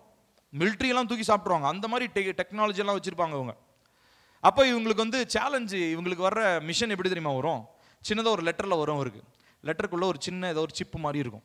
அந்த சிப்பை ஒரு கம்ப்யூட்டரில் போடுவார். போட்டோன்னா உள்ளேருந்து என்ன பண்ணணும், எந்த எதிரி என்னெல்லாம் இது வரும். வந்த உடனே கடைசியாக ஒரு கேள்வி கேட்பாங்க. நான் லாஸ்ட் வீக் கூட அதை நான் ஸ்டேட்டஸாக வச்சுருந்தேன் வாட்ஸ்அப்பில், எத்தனை பேர் பார்த்தீங்கன்னு தெரில. Your mission is to choose what you do. நீ என்ன செய்ய போறன்றத நீ தேர்ந்தெடு. இந்த மிஷனை நீ செய்யணும்னு ஓகேனா ஓகே சொல்லு, இல்லைன்னா இல்லைன்னு சொல்லிடு. இவர் ஓகேவோ நோ ஓகே சொல்லுவார் மேக்சிமம். ஓகே சொன்ன உடனே அந்த வந்த மெசேஜ், அந்த சிப்போ பென்ட்ரைவோ, அது உடனே அப்படியே ஒரு ஃபியூ செகண்ட்ஸில் அது எரிஞ்சிடும் அப்படியே. ஏன்னா அது வந்து ரொம்ப கான்ஃபிடென்ஷியல், யாருக்கும் தெரிஞ்சிடக்கூடாது. இவர் இந்த மிஷனில் போறாருன்றது யாருக்குமே தெரியாது. அவர் பார்த்தீங்கன்னா அவர் பண்ற சாகசம்லாம் பயங்கரமா இருக்கும். உயிரை கொடுத்து சாகசம் பண்ணுவார்.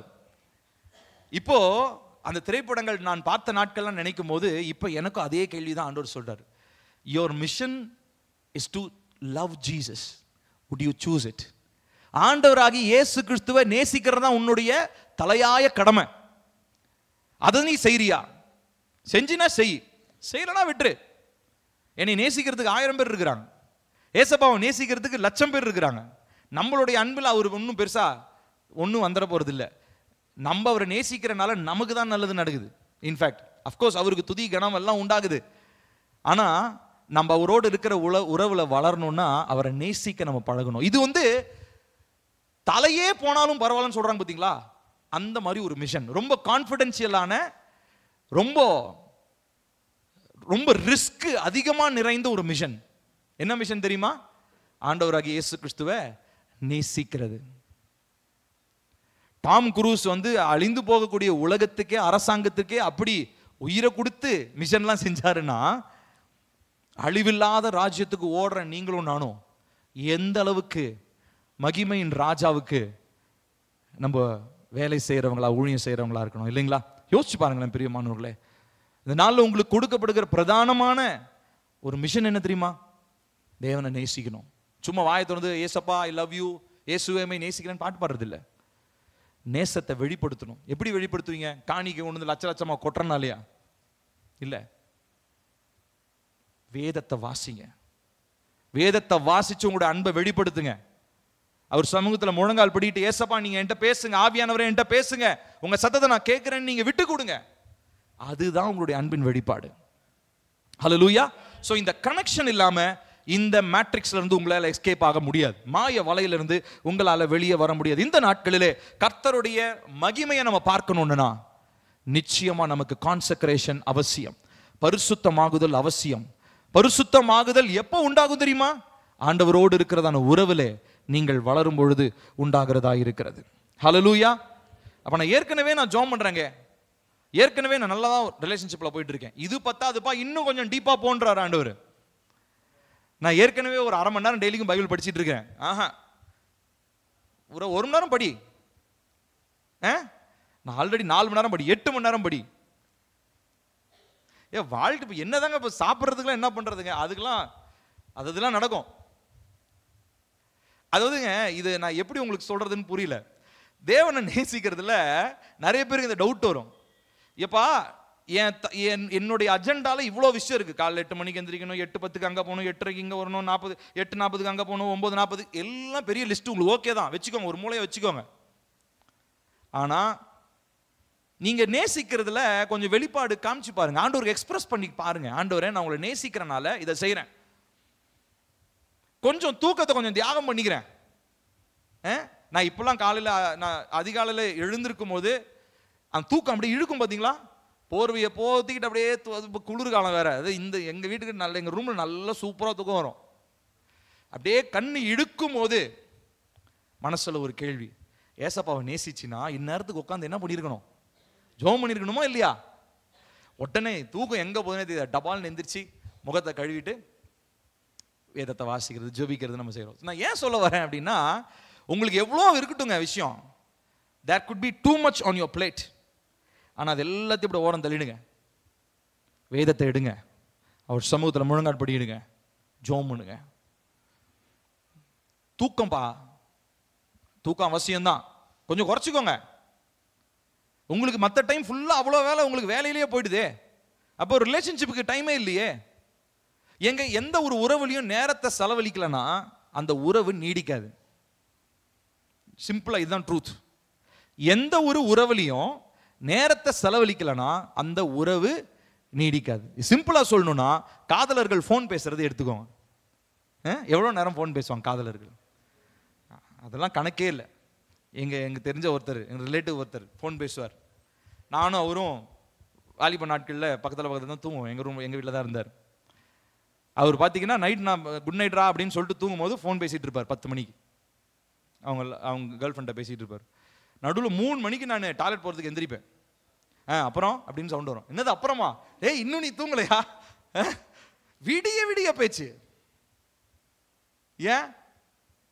அன்பு, அவ்வளோ அன்பு. தூக்கமே வந்தாலும் பரவாயில்ல, எல்லா தூக்கத்தையும் தூக்கி ஓரம் போட்டு நான் என்ன பண்ணுவேன்? பேசுவேன். இப்போ அந்த அன்பு எங்கே போச்சு? அதான் நமக்கு தேவையில்லை. ஆனால் இந்த அன்பு என்ன நித்தியத்துக்கு நேராக கொண்டு போகும். என்ன ரொம்ப முக்கியமாக என்ன பரிசுத்தமாக காத்துக்கொள்ளும். இதை விட வேற பெரிய ஆசீர்வாதம் என்னங்க வேணும்? Consecration is the greatest gift that you receive out of the relationship that you have with Jesus. இயேசுவோடு இருக்கிறதான உறவிலே இருக்கிறதான அந்த அந்த என்ன சொல்றதுங்க, அந்த அந்த நெருக்கம் இருக்கு பார்த்தீங்களா, அதில் உண்டாகிறதான ஒரு பெரிய ஒரு விளைவு பரிசுத்தம். ஹல்லேலூயா. ஆண்டவரோடு இருக்கிற உறவுல பரிசுத்தம் தான் அவசியமானதாக நம்முடைய வாழ்க்கையில தேவையானதாக இருக்கிறது. அடுத்ததாக ஆண்டவராகிய இயேசு கிறிஸ்து இவ்விதமாய் ஜனங்களை பார்த்து சொல்ற ஒரு வசனத்தை நான் உங்களுக்கு ஞாபகப்படுத்த விரும்புகிறேன். யோவான் 7வது அதிகாரம் 37 39.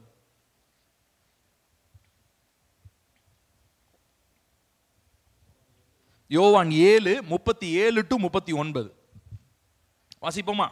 பண்டிகையின் கடைசி நாளாகிய பிரதான நாளிலே இயேசு நின்று சத்தமிட்டு, ஒருவன் தாகமாயிருந்தால் என்னிடத்தில் வந்து பானம் பண்ண கடவன். வேத வாக்கியம் சொல்லுகிறபடி என்னிடத்தில் விசுவாசமாயிருக்கிறவன் எவனோ அவன் உள்ளத்திலிருந்து ஜீவ தண்ணீர் உள்ள நதிகள் ஓடும் என்றார். தம்மை விசுவாசிக்கிறவர்கள் அடைய போகிற ஆவியை குறித்து இப்படி சொன்னார். இயேசு இன்னும் மகிமைப்படாதிருந்தபடியினால் பரிசுத்த ஆவி இன்னும் அருளப்படவில்லை. இப்ப ஏசப்பாவை நேசிக்கிறவங்க கிட்ட என்ன இருக்கு தெரியுமா? ஜீவ நதி உள்ள இருந்து அளவில்லாமல் வருதுங்களாம். எண்ட்லெஸ்ஸா ஒரு நதி, ஒரு ஃபவுண்டைன் உண்டாகிட்டே இருக்கு. அப்படியே ஓடுது உள்ள இருந்து. அந்த நதி அப்படியே உள்ள இருந்து பெருக்கெடுத்து ஓடுது. இன்னைக்கு அந்த கால், அந்த அழைப்பு தான் ஏசப்பா இன்னைக்கு உங்க முன்னாடி வைக்கிறாரு. தாகமா இருந்தீனா கம் டு மீ, என்னிடத்துல வா, நான் உனக்கு என்ன பண்றேன்? உன்னுடைய தாகத்தை தீர்க்கிற ஜீவ தண்ணீரை நான் உனக்கு தரேன். நம்ம எல்லாருக்கும் இந்த வசனம் மனப்பாடமா தெரியுங்க. நான் ஆரம்பிச்சா நீங்க டான்னு முடிச்சிருவீங்க, ஃபுல் ஸ்டாப் வரைக்கும். ஆனா அது எங்க நடக்குது, எப்படி நடக்குதுன்னு தான் தெரிய மாட்டேங்குது. இப்பதான் 2023 ஆரம்பிச்ச மாதிரி இருந்து சரக்குன்னு போயிடுச்சு. டிசம்பர் மாசத்துல வந்து அப்படி லைட்டா அப்படி யோசிச்சு பார்க்குறோம், என்ன ஆச்சு 11 மாசம், கண்ணை மூடி தொடக்கிறதுக்குள்ள எல்லாம் போயிடுச்சே. ஆனா தேவனோட நேரம் செலவழிச்சவங்களுக்கு மாத்திரம் தான் தெரியும், அப்பா இந்த வருஷத்தை நான் வாழ்ந்திருக்கிறேன். I have lived my best life. எப்போ தெரியுமா? ஏசப்பாவோட நீங்க நேரத்தை செலவழிக்கும் போது மாத்திரம்தான். ஹல்லேலூயா. மற்றபடி நான் இந்த வருஷத்துல வாழ்ந்துட்டேன்னு சொல்லவே முடியாது, சொல்றதுக்கு தகுதி கிடையாது.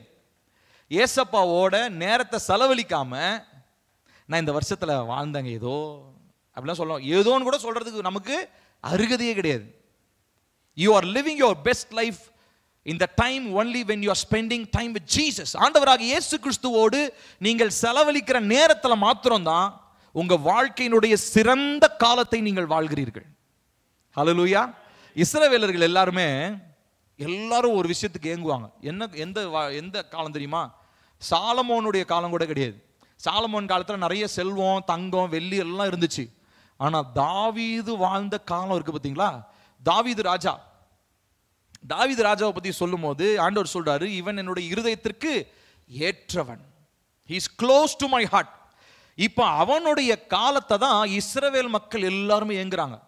தாவீது வாழ்ந்த காலம் மாதிரி எனக்கு வேணும், தாவீது ராஜாவா ஆண்ட அந்த அரசாட்சியில நான் இருக்கணும். அப்படி தாவீது என்னங்க பண்ணிட்டாரு? அவர் சாதாரணமான மனுஷன் தானே. இத்தனைக்கும் வேற ஒருத்தனுடைய மனைவியை வேற அவர் எடுத்து தனக்கு மனைவியாக்கி கொண்டு பாவம் செஞ்சவர். எப்படி அப்படிப்பட்ட ஒரு மனுஷனுடைய வாழ்க்கை குறித்து ஒரு தேசமே இயங்கலாம்? இன்ன வரைக்குமே தாவீது அப்படின்றவருக்கு ஒரு பயங்கரமான ஒரு கணம் இருக்குது இஸ்ரவேல்ல. நான் ஏன் சொல்ல வரேன் அப்படின்னா, இருதயத்திற்கு ஏற்றவன். தாவீதுடைய பொழப்பு என்ன தெரியுங்களா? ஆடு மேய்ச்சிட்டு இருந்தாலும் பாட்டு பாடிக்கிட்டே இருந்திருப்பார், துதிச்சுக்கிட்டே இருந்திருப்பார். அப்போ பாருங்க, David lived his best life அப்படின்னு நான் சொல்லுவேன். இன்ஃபேக்ட் அவன் ராஜா ஆகிறதுக்கு முன்னாடி நல்ல சிறந்த ஒரு வாழ்க்கையை வாழ்ந்துருக்கிறான். ராஜா ஆனதுக்கு அப்புறம் நிறைய கமிட்மெண்ட்ஸ் வந்துருச்சு அவனுக்கு. அங்க போகணும், இங்க போகணும், அவனோட சண்டை போடணும், இவனோட சண்டை போடணும். ஆனா தாவீது கிட்ட நான் நினைக்கிற ஒரு காரியம், தாவீது கிட்ட போய் இன்டர்வியூ எடுத்தா, உங்க வாழ்க்கையில சந்தோஷமான காலம்னா என்ன தெரியுமா சொல்வாரு? அது ஒரு வசந்த காலம்பா அப்படின்னு பிளாஷ்பேக் போயிடுவாரு. எந்த காலம்? ஆடு மேய்ச்சிட்டு இருந்த காலம். ராஜாவை செங்கோல் பிடிச்ச காலம் கிடையாது, ஆடு மேய்ச்சிட்டு இருந்த காலம். ஏன் தெரியுமா? அந்த காலத்துல தான் ஏசப்பாவை, தேவனை நேசிக்கிறதுக்கு எனக்கு டைம் இருந்துச்சு. ஹல்லேலூயா. செய்ய வேண்டிய வேலையை செய்யாம விட்டதுனால தான் தாவீதும் அந்த பாவத்தில் விழுந்தார். இன்ஃபேக்ட் எல்லாரும் யுத்தம் போக வேண்டிய காலம். அந்த காலத்துல தலைவர் எங்க என்ன பண்ணிட்டு இருக்கிறாரு? பால்கனியில வீட்டுல தூங்கிக்கிட்டு எல்லா ராஜாவும் சண்டை போட்டு இருக்காங்க. தலைவர் வீட்டுல தூங்குறாரு. தூங்கி எந்திரிச்சது மாத்தது இல்லை, சாயங்கால நேரத்தில் வந்து பால்கனியில அப்படியே இப்படி கையை அப்படி பின்னாடி கட்டிக்கிட்டு அப்படி நெஞ்ச நிமித்திட்டு நடந்துகிட்டு இருக்கிறார். பாவம் செய்யறது பாருங்க எப்படி ஈஸியா போயிடுச்சு அவருக்கு. அவருடைய அதிகாரத்தை பயன்படுத்தி உரியாவை கொன்னாரு, அதிகாரத்தை பயன்படுத்தி பத்சேபாலாக தன்னுடைய மனைவியாக ஏற்றுக்கொண்டாரு. ஆனா இது எல்லாத்த காட்டிலும் அவர் திரும்ப வந்து ஆண்டவர் சமூகத்தில் ஒப்புரவாகி திரும்ப he lived a restored life, மீட்டெடுக்கப்பட்ட ஒரு வாழ்க்கையை அவர் திரும்ப வாழ்ந்தார். அதனால தான் தாவீதை போல ஒரு வாழ்க்கை யாருமே, பெஸ்ட் லைஃப் யாருமே வாழலை இது வரைக்கும் இஸ்ரவேல்ல. ஏன் தெரியுமா? தேவனோடு அவர் நேரத்தை செலவழிச்ச ஒரு மனுஷனாக இருக்கிறார். இன்னைக்கு கூட நம்ம அந்த பாட்டில் நம்ம பாடணும் இல்லைங்களா? கர்த்தர் நம்மை நித்தமும் நடத்தி, ஏசாயா 58:11 அது இருக்குது, எடுக்க வேண்டாம். மகா வறட்சியான காலங்களிலும் உன் ஆத்துமாவை திருப்தியாக்கி உன் எலும்புகளை நினமுள்ளதாக்குவார். நீ நீர்ப்பாய்ச்சலான தோட்டத்தை போலவும் வற்றாத நீரூற்றை போலவும் இருப்பாய். எல்லாம் நல்லதுதான், இது ஆசீர்வாதமா ரொம்ப அழகா இருக்கு இந்த வசனம். ஆனா இது சும்மா ஈஸியா ஆண்டவர் உங்களுக்கு அப்படியே தூக்கி கொடுத்துட மாட்டார். நீங்க தேவனுடைய சமூகத்தில் உறவுல இல்லைன்னா you cannot find your restoration. உங்கள் மீட்பை நீங்கள் பெற்றுக்கொள்ள முடியாது. தேவனுடைய சமூகத்தில் இருக்கிறதான உறவுல அவரோடு செலவழிக்கிற அந்த நேரத்தில் நீங்க நெருங்கி வரலனா உங்களால நிச்சயமா இந்த நாட்களிலே இந்த மாய வலையிலிருந்து, விசுவாச துரோகத்திலிருந்து உங்களால தப்பித்துக் கொள்ள முடியாது. கடைசியாக ஒரு காரியத்தை நான் சொல்லி நான் முடிக்க விரும்புகிறேன்.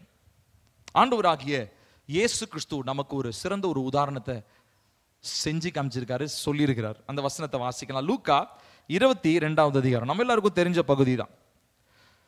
லூக்கா 22வது அதிகாரம் 42வது வசனம். லூக்கா 22 எடுத்துட்டீங்களா? லூக்கா 22:42 சேர்ந்து வாசிப்போம். பிதாவே, உமக்கு சித்தமானால் இந்த பாத்திரம் என்னை விட்டு நீங்கும்படி செய்யும். ஆயினும் என்னுடைய சித்தத்தின்படி அல்ல, உம்முடைய சித்தத்தின்படியே ஆக கடவுது என்று ஜெபம் பண்ணினார். இந்த பிரேயருக்கு நான் ஒரு பிரேயர் வச்சிருக்கிறேன், ஆனாலும் ஜெபம். இது பேரு என்ன ஜெபம்? ஆனாலும். ஆனாலும் இந்த ஆனாலும்ன்ற வார்த்தை இப்ப பயன்படுத்துவோம். ஏதோ ஒன்று நடக்குது, இருந்தாலும் இது இப்படி இருந்தா நல்லா இருக்கும், இப்படி செஞ்சா நல்லா இருக்கும். இந்த ஆனாலும்னு வந்தாலே என்ன அர்த்தம்? முன்னாடி இருக்கிறதுக்கு எதிர்மறையா ஏதோ ஒன்று சொல்ல போறாங்கன்னு அர்த்தம். அப்படிதானே? அப்பதானே ஆனாலும் சொல்லுவோம். அதே மாதிரி தான் ஜீசஸ் ப்ரே பண்றாரு, ஆனாலும் ஜெபம். இது பேரு இந்த பாத்திரம் என்னை விட்டு நீங்க கூடுமானால் நீங்கட்டும். ஏன்னா அது ஹியூமன் பெர்ஸ்பெக்டிவ்ல அவர் ப்ரே பண்றாரு. ஹியூமனா அந்த சிலுவையினுடைய வேதனையை தாங்கிறது ரொம்ப கொடூரம். பிற்கப்படுகிறது, சரீரம் பிற்கப்படுறது ரொம்ப ரொம்ப கொடூரமான ஒரு காரியம். ஆனாலும் ஆயினும் என்ன சொல்றாரு? என்னுடைய சித்தத்தின்படி அல்ல, உம்முடைய சித்தத்தின்படி ஆக கடவுது. இப்ப குளோரிக்கு ரொம்ப முக்கியமானது இந்த ஆனாலும் ஜெபம் தான். ஏன்னா கர்த்தருடைய மகிமை இந்த ஆனாலும் ஜெபம் பண்றவங்களை மாத்திரம்தான் கர்த்தருடைய மகிமை தேடி வரும், மற்றவங்களை தாண்டி போயிடும். திரும்ப சொல்றேன், ஆனாலும் ஜெபத்தில் ஒரு கஷ்டம் இருக்கு. என்ன அப்படின்னா, உங்களுடைய சுயத்துக்கு ஒரு நெருக்கம் வரும். ஏதோ ஒரு ஒரு ஒரு கஷ்டம். கஷ்டம்னா அதாவது தாங்க முடியாத கஷ்டம் கிடையாது. தேவன் ஏற்படுத்துகிற ஒரு சில ஒரு கன்ஸ்ட்ரிக்ஷன்ஸ் சொல்லுவாங்க, ஒரு நெருக்கம் வரும். அந்த நெருக்கத்துக்கு தகுதியா இருந்தா மாத்திரம் தான் இந்த ஜெபத்தை செய்யணும். ஆனாலும் தேவனே, என் சித்தத்தின்படி அல்ல, உம்முடைய சித்தம். ஏன்னா ஃபர்ஸ்ட் ஜெபத்தில் பண்ணும்போது அவருக்கு என்ன ஆசை? இந்த பாடி, ஏன்னா அவர் வந்து ஹியூமன் ஃபார்ம்ல வந்திருக்கிறார் ஆண்டவராகிய இயேசு கிறிஸ்து. ஹியூமன் எமோஷன்ஸ் அவருக்கு இருந்ததா? மனித உணர்வுகள் இருந்துச்சா? இயேசுவுக்கு இருந்துச்சு. பசி இருந்தது, அழுதாரு, அப்படியே கடவுள் மாதிரி வந்து அப்படியே சிலமரெல்லாம் அவர் இல்லை, ஹியூமனாக தான் இருந்தார். ஸோ ஹியூமனாக அவர் முதல்ல பண்ண ஜபம், இந்த பாத்திரம் என்னை விட்டு நீங்கட்டும், ரொம்ப கஷ்டமாக இருக்கு, ரொம்ப வேதனையாக இருக்கு, அட்டி உதையெல்லாம் நான் வாங்கணும். ஆனாலும் போதே அங்கே புரிஞ்சுக்கணும், அவர் விட்டு கொடுக்கறதுக்கு ரெடி ஆயிட்டார். ஆனாலும் என் சித்தத்தின்படியே இல்லை. அப்போ தன்னுடைய குமாரனை நொறுக்குவது, to crush him was the father's will. பிதாவுனுடைய சித்தமாக இருக்கிறது. யாரை நொறுக்கிறது? குமாரனை நொறுக்கிறது. நீங்க யோசிச்சு பாருங்க, அப்பாக்கள் இருக்கிறீங்க, உங்க பையனை அப்படி என்னதான் உங்க பையன் தப்பு பண்ணியிருந்தாலும் உங்க பையனை அந்த மாதிரி கொல்ற அளவுக்கு நீங்க அடிப்பீங்களா? பண்ணுவீங்களா? அப்பாக்கள் அம்மாக்கள் சொல்லுங்க. உங்க பையனை எவ்வளோ தப்பு பண்ணியிருந்தாலும், நம்ம ஊர்ல பழமொழி இருக்கு, காக்கைக்கு தன் குஞ்சு பொன் குஞ்சு. என்ன தப்பு பண்ணாலும் நம்ம டிஃபெண்ட் பண்ணுவோமே ஒழிய அடிப்போம், அதெல்லாம் பண்ணுவோம். ஆனா கொல்ற அளவுக்கு நம்ம அடிக்க மாட்டோம். அப்போ பிதாவானவர் தன்னுடைய குமாரனை நொறுக்கும்படி, அப்படின்னா என்ன அர்த்தம்? To crush him. அவரை சிதைச்சு, சிலுவையில் அவரை சிதைச்சு, இப்படிதான்டா நான் உன்னை நேசிக்கிறேன். யோசிச்சு பாருங்க, அந்த அன்பை காட்டிலும் வேற என்னங்க வேணும்? அப்படிப்பட்ட அன்பை காட்டிலும் பெரிதான அன்பு வேற என்னங்க? வேற எந்த உலகத்துல, எந்த மதத்துல, எந்த உறவுல யார் உங்களுக்கு இப்படி செய்ய முடியும்? மற்றவெல்லாம் இன்னைக்கு உயிரை கொடுக்குறேன், அதை பண்றேன், இதை பண்றேன், கையை கிழிச்சுக்கிறேன், காலை கிழிச்சுக்கிறேன், என்னெல்லாம் பண்றானுங்க. அதனால யாருக்காவது பிரயோஜனம் இருக்குதா? சல்லி காசு பிரயோஜனம் இல்லை. நமக்கு தான் பரிதாபம் வேணா வரலாம். விவசாயி தூக்கு போட்டதுனால் 2 லட்சம் வந்து அரசாங்கத்திலேருந்து கொடுத்தாங்கன்னு ஒரு விவசாயி பார்த்து 2 லட்சம் வேணும்னு சொல்லிட்டு தூக்கு போட்டுக்கிட்டாராம், செத்து போயிட்டார். மண்டையில எங்க யோசனை எங்க போச்சு? ஆத்துமான்னு ஒன்று இருக்கிறதே அறிவே இல்லை அவருக்கு. குடும்பத்துக்கு 2 லட்சம் வேணுமா, அதனால என்ன பண்ணி செத்துட்டார்? ஒருத்தர் தூக்கு போட்டு செத்துட்டார். நார்த் இந்தியாவில் ஒரு நியூஸ் வந்துச்சு. இது அன்பின் வெளிப்பாடா? இல்லைங்க. அன்பின் வெளிப்பாடுனா நமக்கு நாமளே அப்படியே சாகடிச்சுக்கிட்டு, நோகடிச்சுக்கிட்டு, அப்படியே ரத்தம் சொட்ட சொட்ட, அதெல்லாம் சொல்லல. ஏசப்பா அவருடைய அன்பை வெளிப்படுத்தும் போது அது ஒரு குடும்பத்துக்கு இல்லை. இப்போ இந்த விவசாயி செத்தான் யாருக்காக? அவன் பொண்டாட்டிக்கும் அவன் பிள்ளைக்கும். ஆனா அவரு எதற்காக செத்தார் தெரியுமா? உங்களுக்காக, எனக்காக, நம்ம பிள்ளைங்களுக்கு 400 வருஷம் கழிச்சு என் சந்ததி இருந்தா அந்த சந்ததிக்கும் சேர்த்து தான் ஒரு ரத்தம் சிந்தினார். ஹல்லேலூயா. இந்த அன்பை காட்டிலும் பெரிதான ஒரு அன்பு இருக்குன்னு தயவு செஞ்சு என்கிட்ட சொல்லிடாதீங்க.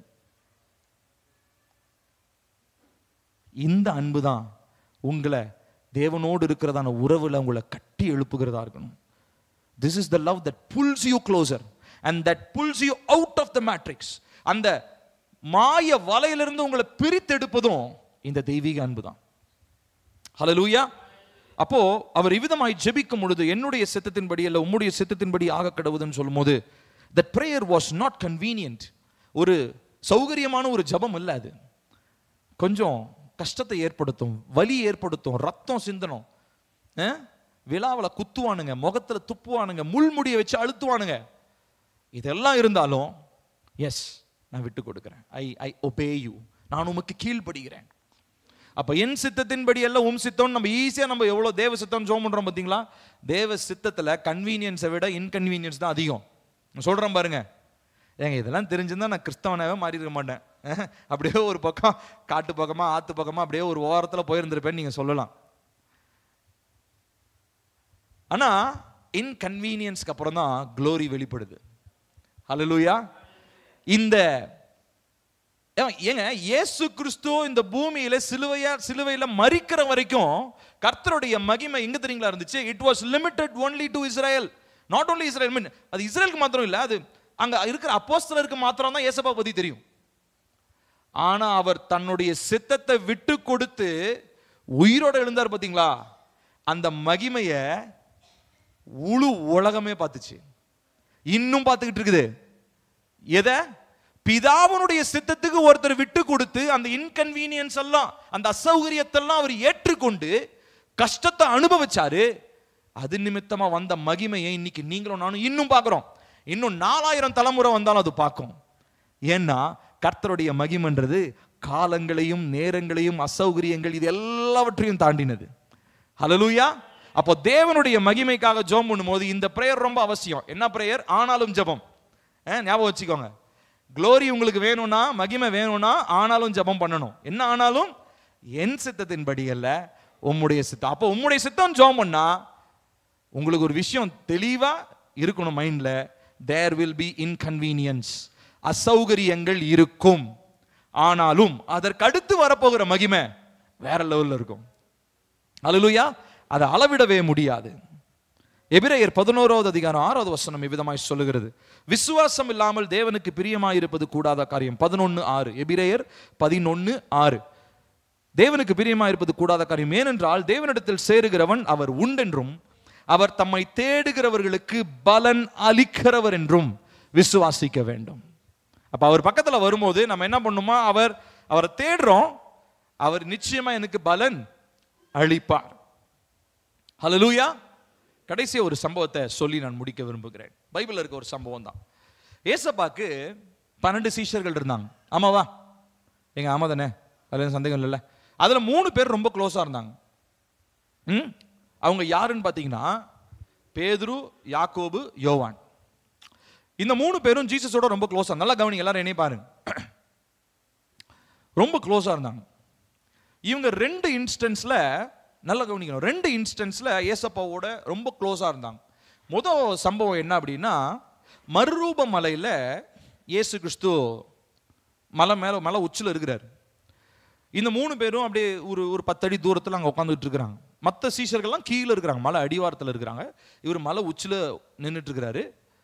இந்த 3 பேர் பார்க்கவே, தங்களுடைய கண்களுக்கு பிரத்யட்சமா இருக்கவே, திடீர்னு மகிமை வெளிப்பட்டு பக்கத்துல மோசேவும் எலியாவும் நின்று என்ன பண்ணிட்டு இருக்காங்களாம்? பேசிட்டு இருக்காங்களாம். இப்போ இந்த டைம்ல இந்த 3 பேர் என்ன பண்றாங்க? ஏசப்பாவை பார்த்தாங்க. ஏசப்பாவை பார்த்தது மாத்திரம் இல்லை, ஏசப்பா சுத்தி இருந்த மகிமையை பார்த்தாங்க. அது என்னமோ மகிமைனா எப்படின்னு நம்ம டிஸ்கிரைப் பண்ண முடியல. இது தெரிஞ்சிருந்தா டிஸ்கிரைப் பண்ணியிருப்பாங்க. வெளிச்சமா, புகையா, அதெல்லாம் என்னன்னு நமக்கு தெரியாது. இது சம்திங் அன்டிஸ்கிரைபபிள், விவரிக்க முடியாத ஒரு காரியத்தை அவங்க பார்த்துட்டாங்க. இப்போ பார்த்துட்டு ஆண்டவர் கீழே வரும்போது சொல்ல, நீ யார்கிட்டையும் இதை சொல்லாதீங்க அப்படின்றார். ஓகேவா? அந்த டைம்ல அவங்க பார்த்துட்டாங்க. இப்போ அடுத்து அதே மாதிரி இப்போ நம்ம வாசிச்சோம் இல்லைங்களா, இந்த ஆனாலும் ஜெபம். எந்த இடத்துல ஒரு ஜெபம் பண்ணார்? அந்த ஜெபத்தை கெத்செமனே தோட்டத்தில் ஜெபம் பண்ணார். அங்க ஜெபம் பண்ணும்போது இந்த 3 பேர் இருந்தானுங்க. இந்த 3 பேர் என்ன பண்றானுங்க? அதே மாதிரி தான், பேதுரு, யாக்கோபு, யோவான். மற்ற சீஷர்கள் இருந்தாங்க அந்த பக்கம், ஆனா இந்த சீஷர்கள் பக்கத்துல இருந்தாங்க. இவங்க பாத்தீங்கன்னா இந்த டைம்ல நல்லா தூங்குறாங்க. நல்லா கவனிக்கணும். அங்க க்ளோரி வெளிப்பட்டதை பார்க்கும்படி அவங்க கண்ணு திறந்துருந்துச்சு, தூங்கல. இப்போ கெத்செமனே தோட்டத்துல அவருக்கு என்ன நடக்குது? அவர் வியாகுலப்பட்டு இருக்கிறார், ஜோம் பண்ணிட்டு இருக்கிறார், வேதனையோட ஜோம் பண்றாரு. அவர் என்ன சொல்லிட்டு போறாரு? 1 மணி நேரம் கொஞ்ச நேரம் என்ன பண்ணுங்க, விழித்திருந்து ஜோம் பண்ணுங்கன்ட்டு போறாரு. திரும்பி வந்து பார்த்தா நல்லா கொரட்டை விட்டு தூங்குறானு 3 பேரும். அவ்வளோ டயர்டு அவனுங்களுக்கு. ஆனா அந்த நேரத்துல ஒருவேளை அவங்க தூங்காம இருந்திருந்தாங்கன்னா ஜீசஸோடைய அந்த பாடுகளை இன்னும் தத்ரூபமா அவங்களால என்ன பண்ணியிருந்திருக்க முடியும்? பார்த்துருந்துருக்க முடியும். ஆனா அந்த டைம் அஃப்கோர்ஸ் அங்க ஒரு மனுஷனை தேவன் வச்சிருந்தார். இந்த சம்பவம்லாம் எப்படிங்க தெரியும்? இப்போ ஜீசஸ் எங்க எல்லாரும் தூங்கிட்டாங்கன்னு இருக்கு. இப்போ ஜீசஸோட இந்த சம்பவம் எப்படி it came to be written in the gospel, சுவிசேஷத்தில் எழுதப்பட்டுச்சுன்னா, ஜான் மார்க்னு ஒருத்தர் இருந்தார். நாங்கள் பைபிள் காலேஜில் நாங்கள் அதை படிப்போம். அவர் தான் மார்க்கருடைய சுவிசேஷத்தை எழுதினவர். அந்த ஒரே ஒரு வாலிபன் ஆண்டவராகிய இயேசு கிறிஸ்து கெத்செமனே தோட்டத்தில் ஜெபித்த அந்த ஜெபத்தை காது கொடுத்து கேட்டவர் அவர் ஒருத்தர் தான். அவரு தான் இந்த கெத்செமனே தோட்டத்தில் ஜீசஸ் பண்ண பிரேயரை எழுதினார். வேற யாருக்குமே தெரியும். எல்லாம் என்ன பண்ணிட்டு இருந்தான்? மத்தேயு அவங்க எல்லாமே, லூக்காவுக்கு ஒண்ணுமே தெரியாது. யோவானும் தூங்கிட்டு தான் இருக்கிறாரு. ஆனா எப்படி ஜீசஸ் வந்து இந்த டைம்ல எல்லாரும் தூங்கிட்டு இருக்கிற டைம்ல பண்ண ஜெபம் எப்படி பைபிள்ல ரெக்கார்ட் ஆச்சு? ஒரு மனுஷன், ஜான் மார்க், அவர் தான் மார்க்கு சுவிசேஷத்தை எழுதின அந்த சீஷன். அவர் என்ன தெரியுங்களா பண்றாரு? மகிமைன்னு வெளிப்படல, ஆனா அந்த மகிமை வெளிப்படுறதுக்கு முன்னாடி இருக்கக்கூடிய ஆயத்தத்தை கண்ணால பார்த்தவர் அந்த ஜான் மார்க். அந்த ஜான் மார்க் தான் யாரு அப்படின்னா, யோவான்ல நம்ம வாசிக்கிறோம், ஆண்டவராகிய இயேசு கிறிஸ்துவை பிடிச்சு சொல்லும் போது ஒரு வாலிபன் ஒருவன் இருந்தான். அவனை பிடிச்சாங்க, ஆனா அவன் தன்னுடைய ட்ரெஸ் எல்லாம் உருவி போட்டுட்டு நிர்வாணமா ஓடனான் இருக்கும். நிர்வாணமா ஓடினவன் யார் தெரியுமா? John mark. மார்க் எழுதினதான சுவிசேஷத்தை எழுதின அந்த சீஷன். யோசிச்சு பாருங்க, குளோரியை அப்ப அந்த டைம்ல நடக்கிற குளோரியை பார்க்கறதுக்கு ஆவலா இருக்கிறாங்க. ஆனா வரப்போ போற குளோரியை பார்க்கறதுக்கு கண்ணு மூடி சொருகி போச்சு, தூக்கம் வந்துருச்சு. பட் சம்ஹவ் ஆண்டவர் அதை மறைச்சு வைக்கல மனிதனுடைய கண்ணுக்கு. ஏதோ ஒரு மனிதனுக்கு அதை காண்பித்து ஜீசஸோடைய சூப்பரான ஒரு ஜெபத்தை நம்ம படிக்கிறோம். ஒருவேளை ஜான் மார்க் அதை பார்க்கலன்னா, ஜீசஸ் இவ்விதமா கெத்செமனே தோட்டத்தில் ஜோம் பண்ணாரு நமக்கு தெரிஞ்சிருக்காது. ஆமா தானே? பல இடங்கள்ல ஏசப்பா போய் தனி தெரிஞ்சு ஜோம் பண்ணாருன்னு இருக்கா? என்ன ஜோம் பண்ணாருன்னு இருக்கா? இல்ல. ஆனா இந்த ஒரு இடத்துல மாத்திரம் என்ன ஜோம் பண்ணாருன்றதும் ரெக்கார்ட் பண்ணப்பட்டிருக்கு. ஏன் தெரியுமா? ஒரு மனுஷன் குளோரிக்காக காத்துக்கிட்டு இருந்தான். யாரு தெரியுமா? மார்க்கு என்கிறதான ஒரு மனிதன். இவன் குளோரியை பார்த்தவனுங்க, மண்டையில புத்தி இல்ல, என்ன நடக்க போகுதுன்னு தெரியல. கடைசி last few hours of Jesus, இயேசு மரிக்கிறதுக்கு முன்னாடி இருக்கிற கடைசி ஒரு சில மணி நேரங்கள் கூட இருந்து என்ன நடக்குதுன்னு பார்க்கலான்றதை விட்டுட்டு இவனுக்கு தூங்குறானுங்க. தூக்கம் வந்துருச்சு. ஆனா ஒரு மனிதனுக்குள்ள கர்த்தர் அந்த ஒரு ஏக்கத்தை கொடுத்திருந்தார். Who is this Jesus? யார் இந்த இயேசு? கெத்செமனே தோட்டத்தில் என்னத்தை அப்படி ஜெபம் பண்றாரு? அவருடைய ஜெபம் என்ன? அப்படி என்ன? இன்னைக்கு அந்த ஜெபம் உலகத்தையே மாத்தி இருக்குதுங்க. ஹல்லேலூயா. என்ன ஜெபம் தெரியுமா? ஆனாலும் ஜெபம். என்ன ஆனாலும்? என் சித்தத்தின்படி அல்ல, உம்முடைய சித்தத்தின்படி.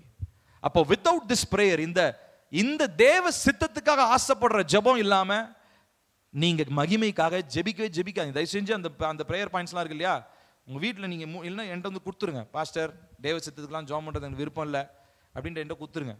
வேணாம், ஜெபம் பண்ணாதீங்க, வேஸ்ட். தேவ சித்தத்துக்கு ஆசைப்படாம மகிமைக்காக ஜெபம் பண்ணீங்கன்னா எந்த பிரயோஜனமும் கிடையாது. ஆனா இன்னொன்னு சொல்லிடுறேன், டிஸ்க்ளைமர் சொல்றேன். தேவ சித்தத்துல கன்வீனியன்ஸை விட இன்கன்வீனியன்சஸ் நிறைய இருக்கும், சௌகரியங்களை விட அசௌகரியங்கள் நிறைய இருக்கும். ஆனா அதற்கப்புறம் வெளிப்படுகிற மகிமை பயங்கரமாக இருக்கும். ஹல்லேலூயா. இயேசு கிறிஸ்துவனுடைய சிலுவை பாடுகளுக்கு அப்புறம், அவர் உயிர்த்தெழுந்ததுக்கு அப்புறம் இருந்ததான மகிமையை எந்த பரிசேயனோ, எந்த சதுசேயனோ, எந்த சீஷரோ, எந்த மனிதனும் என்ன பண்ண முடியலங்க, அடக்கி வைக்க முடியல. ஏனென்றால் தேவனுடைய மகிமை வல்லமையாய் செயல்பட ஆரம்பித்தது.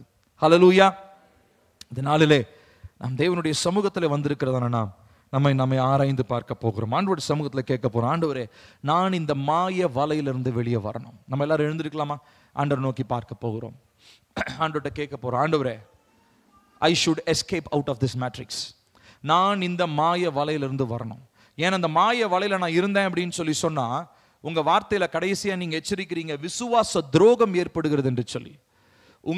உங்களை மறுதலிக்கிறவனா, விசுவாசத்திற்கு துரோகம் செய்யறவனா நான் இருக்கக்கூடாதப்பா. எனக்கு இந்த நாளிலே இந்த வலையிலிருந்து, இந்த மாயையிலிருந்து எனக்கு விடுதலை தாங்க. அதற்கு நான் கற்றுக்கொண்ட ஒரு விதம், நான் உங்களை நேசிக்கணும், நான் உங்களை பற்றி கொள்ளணும். நீங்க என்ன அழைச்சிருக்கிறீங்க, உமோடு கூட இருக்கிற அந்த உறவுல நான் வளரும்படியா என்ன நான் ஒப்பு கொடுக்கிறேன். உங்களோடு கூட இருக்கிற உறவுல நான் நேரம் செலவழிக்க என்ன நான் ஒப்பு கொடுக்கிறேன். நம்ம எல்லாரும் கண்களை மூடுவோமா?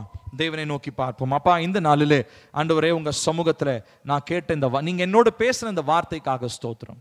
உமோடு கூட இருக்கிற உறவுல நான் எவ்வளவு ஜாக்கிரதையா இருக்கணும்ன்றத கர்த்தர் எனக்கு கற்றுக் கொடுத்துருக்கிறீங்க. ஒருவேளை வேதத்தை இன்னும் ஒரு முறை கூட வாசிக்காதவங்க, படிக்க தெரிஞ்சவங்க, இந்த நாள் ஒரு தீர்மானம் எடுங்க. ஏசப்பா, நிச்சயமான சீக்கிரமா ஒரு முறையாவது உங்களுடைய வார்த்தையை நான் வாசிச்சிருக்கணும்.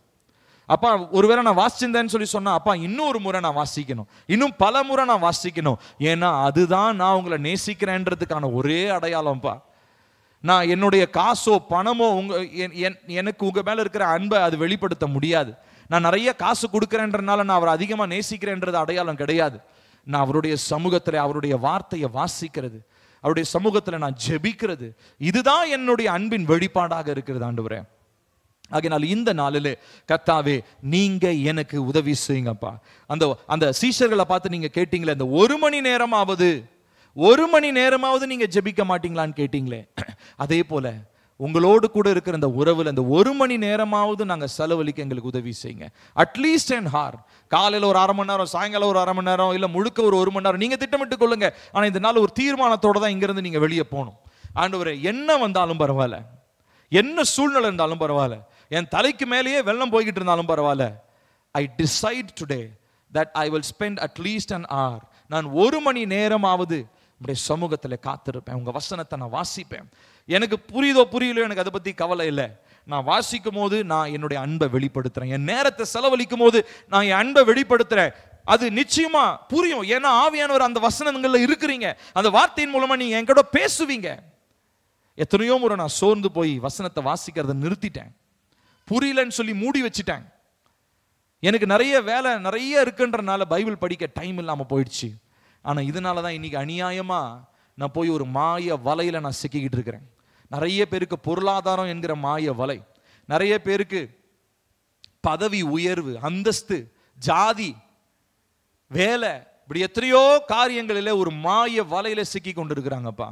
ஆனா இந்த நாள்ல நீங்க எங்களோடு பேசுனீங்களே, இந்த மெய்யான அழைப்பை ஏற்று அப்பா நாங்கள் உம்மோடு கூட நெருக்கமான உறவுக்குள்ள எங்களை முழுவதுமாய் நாங்கள் ஒப்பு கொடுக்கிறோம். இந்த நாளில் நம்ம எல்லாரும் கரங்களை உயர்த்துவோமா? உங்கள் 2 கரங்களையும் உயர்த்தி, ஆண்டவரே இந்த நாளிலே மகிமையின் ராஜாவாகிய நீர் எனக்கு முன்பதாக ஒரு மாதிரியாய் வாழ்ந்து காட்டி கெத்செமனே தோட்டத்திலே நீர் உம்முடைய சரீரத்தை நொறுக்கும்படியாக பிதாவினுடைய சித்தத்திற்கு விட்டு கொடுத்தது போல இப்பொழுது நான் விட்டு கொடுக்கிறேன். கரங்களை உயர்த்தினவங்க சொல்லுங்க, ஆண்டவரே தேவ சித்தம் செய்யறதுக்கு என்ன நான் விட்டு கொடுக்கிறேன். அதில் அசௌகரியங்கள் இருக்கலாம்ப்பா, அதுல நிறைய சிரமங்கள் இருக்கலாம், ஆனாலும் அதற்கு பின்பதாக வெளிப்படுகிறதான மகிமையை நான் பார்க்க போகிறேன்.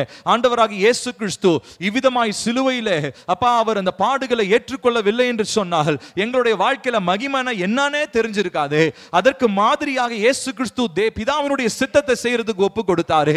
அதே போல இந்த நாளிலே தங்களுடைய கரங்களை உயர்த்தி தேவ சித்தத்தை செய்வதற்கும் மகிமையை வெளிப்படுத்துவதற்கும் மகிமை வெளிப்படுவதற்கும் ஜெபிக்கிற ஒவ்வொரு பிள்ளைகளுடைய வாழ்க்கையிலோ தேவ சித்தத்தை செய்கிற ஒரு ஏக்கம் உண்டாவதாக என்று சொல்லி நான் ஜெபிக்கிறேன். உம்மை நேசிக்கிற ஒரு ஏக்கம் உண்டாகட்டும் அப்பா. குறைந்தது 1 மணி நேரம், குறைந்தது 1 மணி நேரமாவது உங்களை நேசிச்சு உங்களோடு உறவாடி நேரத்தை செலவழிச்சு உங்களோடு பேசுகிற ஒரு அனுபவத்தை உங்க பிள்ளைகளுக்கு நீ இந்த நாளில் ஏற்படுத்தி தருவீராக. தேவையில்லாத எல்லா மன பாரங்களோ தேவனுடைய உறவிலே, அந்த அன்பின் உறவிலே எங்களை விட்டு எங்களை பின்னுக்கு இழுக்கிற எல்லா காரியங்களோ இப்பொழுதே இயேசுவின் நாமத்தினாலே தேவ பிள்ளைகளுடைய இருதயத்தை விட்டு, மூளை பகுதியை விட்டு, சிந்தையை விட்டு வெளியேறுவதாக என்று சொல்லி நான் ஜெபிக்கிறேன். இப்பொழுதே ஆண்டவரே, இப்பொழுதே உம்முடைய பிள்ளைகளுடைய இருதயத்திலே உம்முடைய அன்பை குறித்த ஒரு ஏக்கம், ஒரு விசுவாசம் இயேசுவின் நாமத்தில் உண்டாவதாக என்று சொல்லி நாங்கள் ஜெபிக்கிறோம். எவ்விதத்திலும் இந்த கடைசி நாட்களில் இருக்கிறதான விசுவாச துரோகத்துல மாத்திரம் நாங்கள் சிக்கிடக்கூடாதப்பா. ஒரு நாளும் நாங்கள் உங்களுடைய விசுவாசத்துக்கு துரோகம் செஞ்சிடக்கூடாதப்பா. ஒரு நாள் உங்களுடைய அன்பை நாங்கள் மறுதலிச்சிடக்கூடாதப்பா. இந்த நாளிலே நீங்க எங்களோடு பேசின அந்த வார்த்தைக்காக ஸ்தோத்திரம். உம்மோடு இருக்கிற உறவுல நாங்கள் வளர உதவி செய்யும். இந்த வருடத்தினுடைய கடைசி மாதத்தில் வந்திருக்கிறோம், கடைசி நாட்களில் வந்திருக்கிறோம். இன்னும் அதிகமாக உங்க சமூகத்தில் நேரத்தை செலவழித்து உம்முடைய வார்த்தையை தியானிக்க ஆவியானவர் எங்களோடு பேச, இது நிமித்தமாய் தேவனுடைய மகிமையை பெற்றுக் கொள்ளுகிறவர்களாகவும், இது நிமித்தமாய் இந்த மாய வலைகளிலிருந்து நாங்கள் விடுவிக்கப்பட்டவர்களாகவும், உம்மை சேவிக்கிறவர்களாய், உம்மை தரிசிக்கிறவர்களாய், உம்முடைய மகிமைக்கு சான்றுகளாய் கர்த்தர் நீர் எங்களை நிறுத்துவீராக. மனிதனுடைய மகிமையெல்லாம் புல்லை போலவும் புல்லின் பூவை போலவும் உதிர்கிறதுமாயிருக்கிறது. ஆனால் உம்முடைய மகிமையோ நித்திய மகிமையாயிருக்கிறது. அந்த மகிமைக்காக வாஞ்சிக்கிற ஒரு இருதயத்தை எங்களுக்கு தாரும். இந்த நாளில் அப்பா எங்களோடு கூட இணைந்து ஜெபிக்கிற ஒவ்வொருவரும், எங்களோடு கூட இந்த லைவ் ஸ்ட்ரீம்ல இணைந்திருக்கிற ஒவ்வொருவருடைய வாழ்க்கையிலும் கர்த்தர் இந்த நாளிலே அந்த விசேஷித்த ஏக்கத்தை ஏற்படுத்தும், அந்த தாகத்தை ஏற்படுத்தும். உம்மேல் இருக்கிற அன்பிலே கர்த்தாவே அவர்கள் இன்னும் அதிகமாய் வளர நம்முடைய பிள்ளைகளுக்கு கர்த்தர் உதவி செய்யும். வருகிற நாட்களில் இன்னும் அதிகமாய் எங்களை நாங்களே பரிசுத்தப்படுத்தி கொண்டு இன்னும் அதிகமாய் உம்முடைய மகிமைக்காக காத்திருக்க உம்முடைய சித்தத்தை செய்ய உதவி செய்யும். துதிகன மகிமை எல்லாம் உமக்கே இயேசுவின் நாமத்தில் கேட்கிறோம் ஜீவனுள்ள நல்ல தகப்பனே, ஆமென். நம்முடைய கர்த்தராகிய இயேசு கிறிஸ்துவின் கிருபையும் பிதாவாகிய தேவனுடைய அன்பும் பரிசுத்த ஆவியினுடைய காவலும் ஐக்கியமும் நம் அனைவரோடும் இன்றும் என்றும் சதா காலங்களிலும் நிலைத்திருப்பதாக. ஆமென்.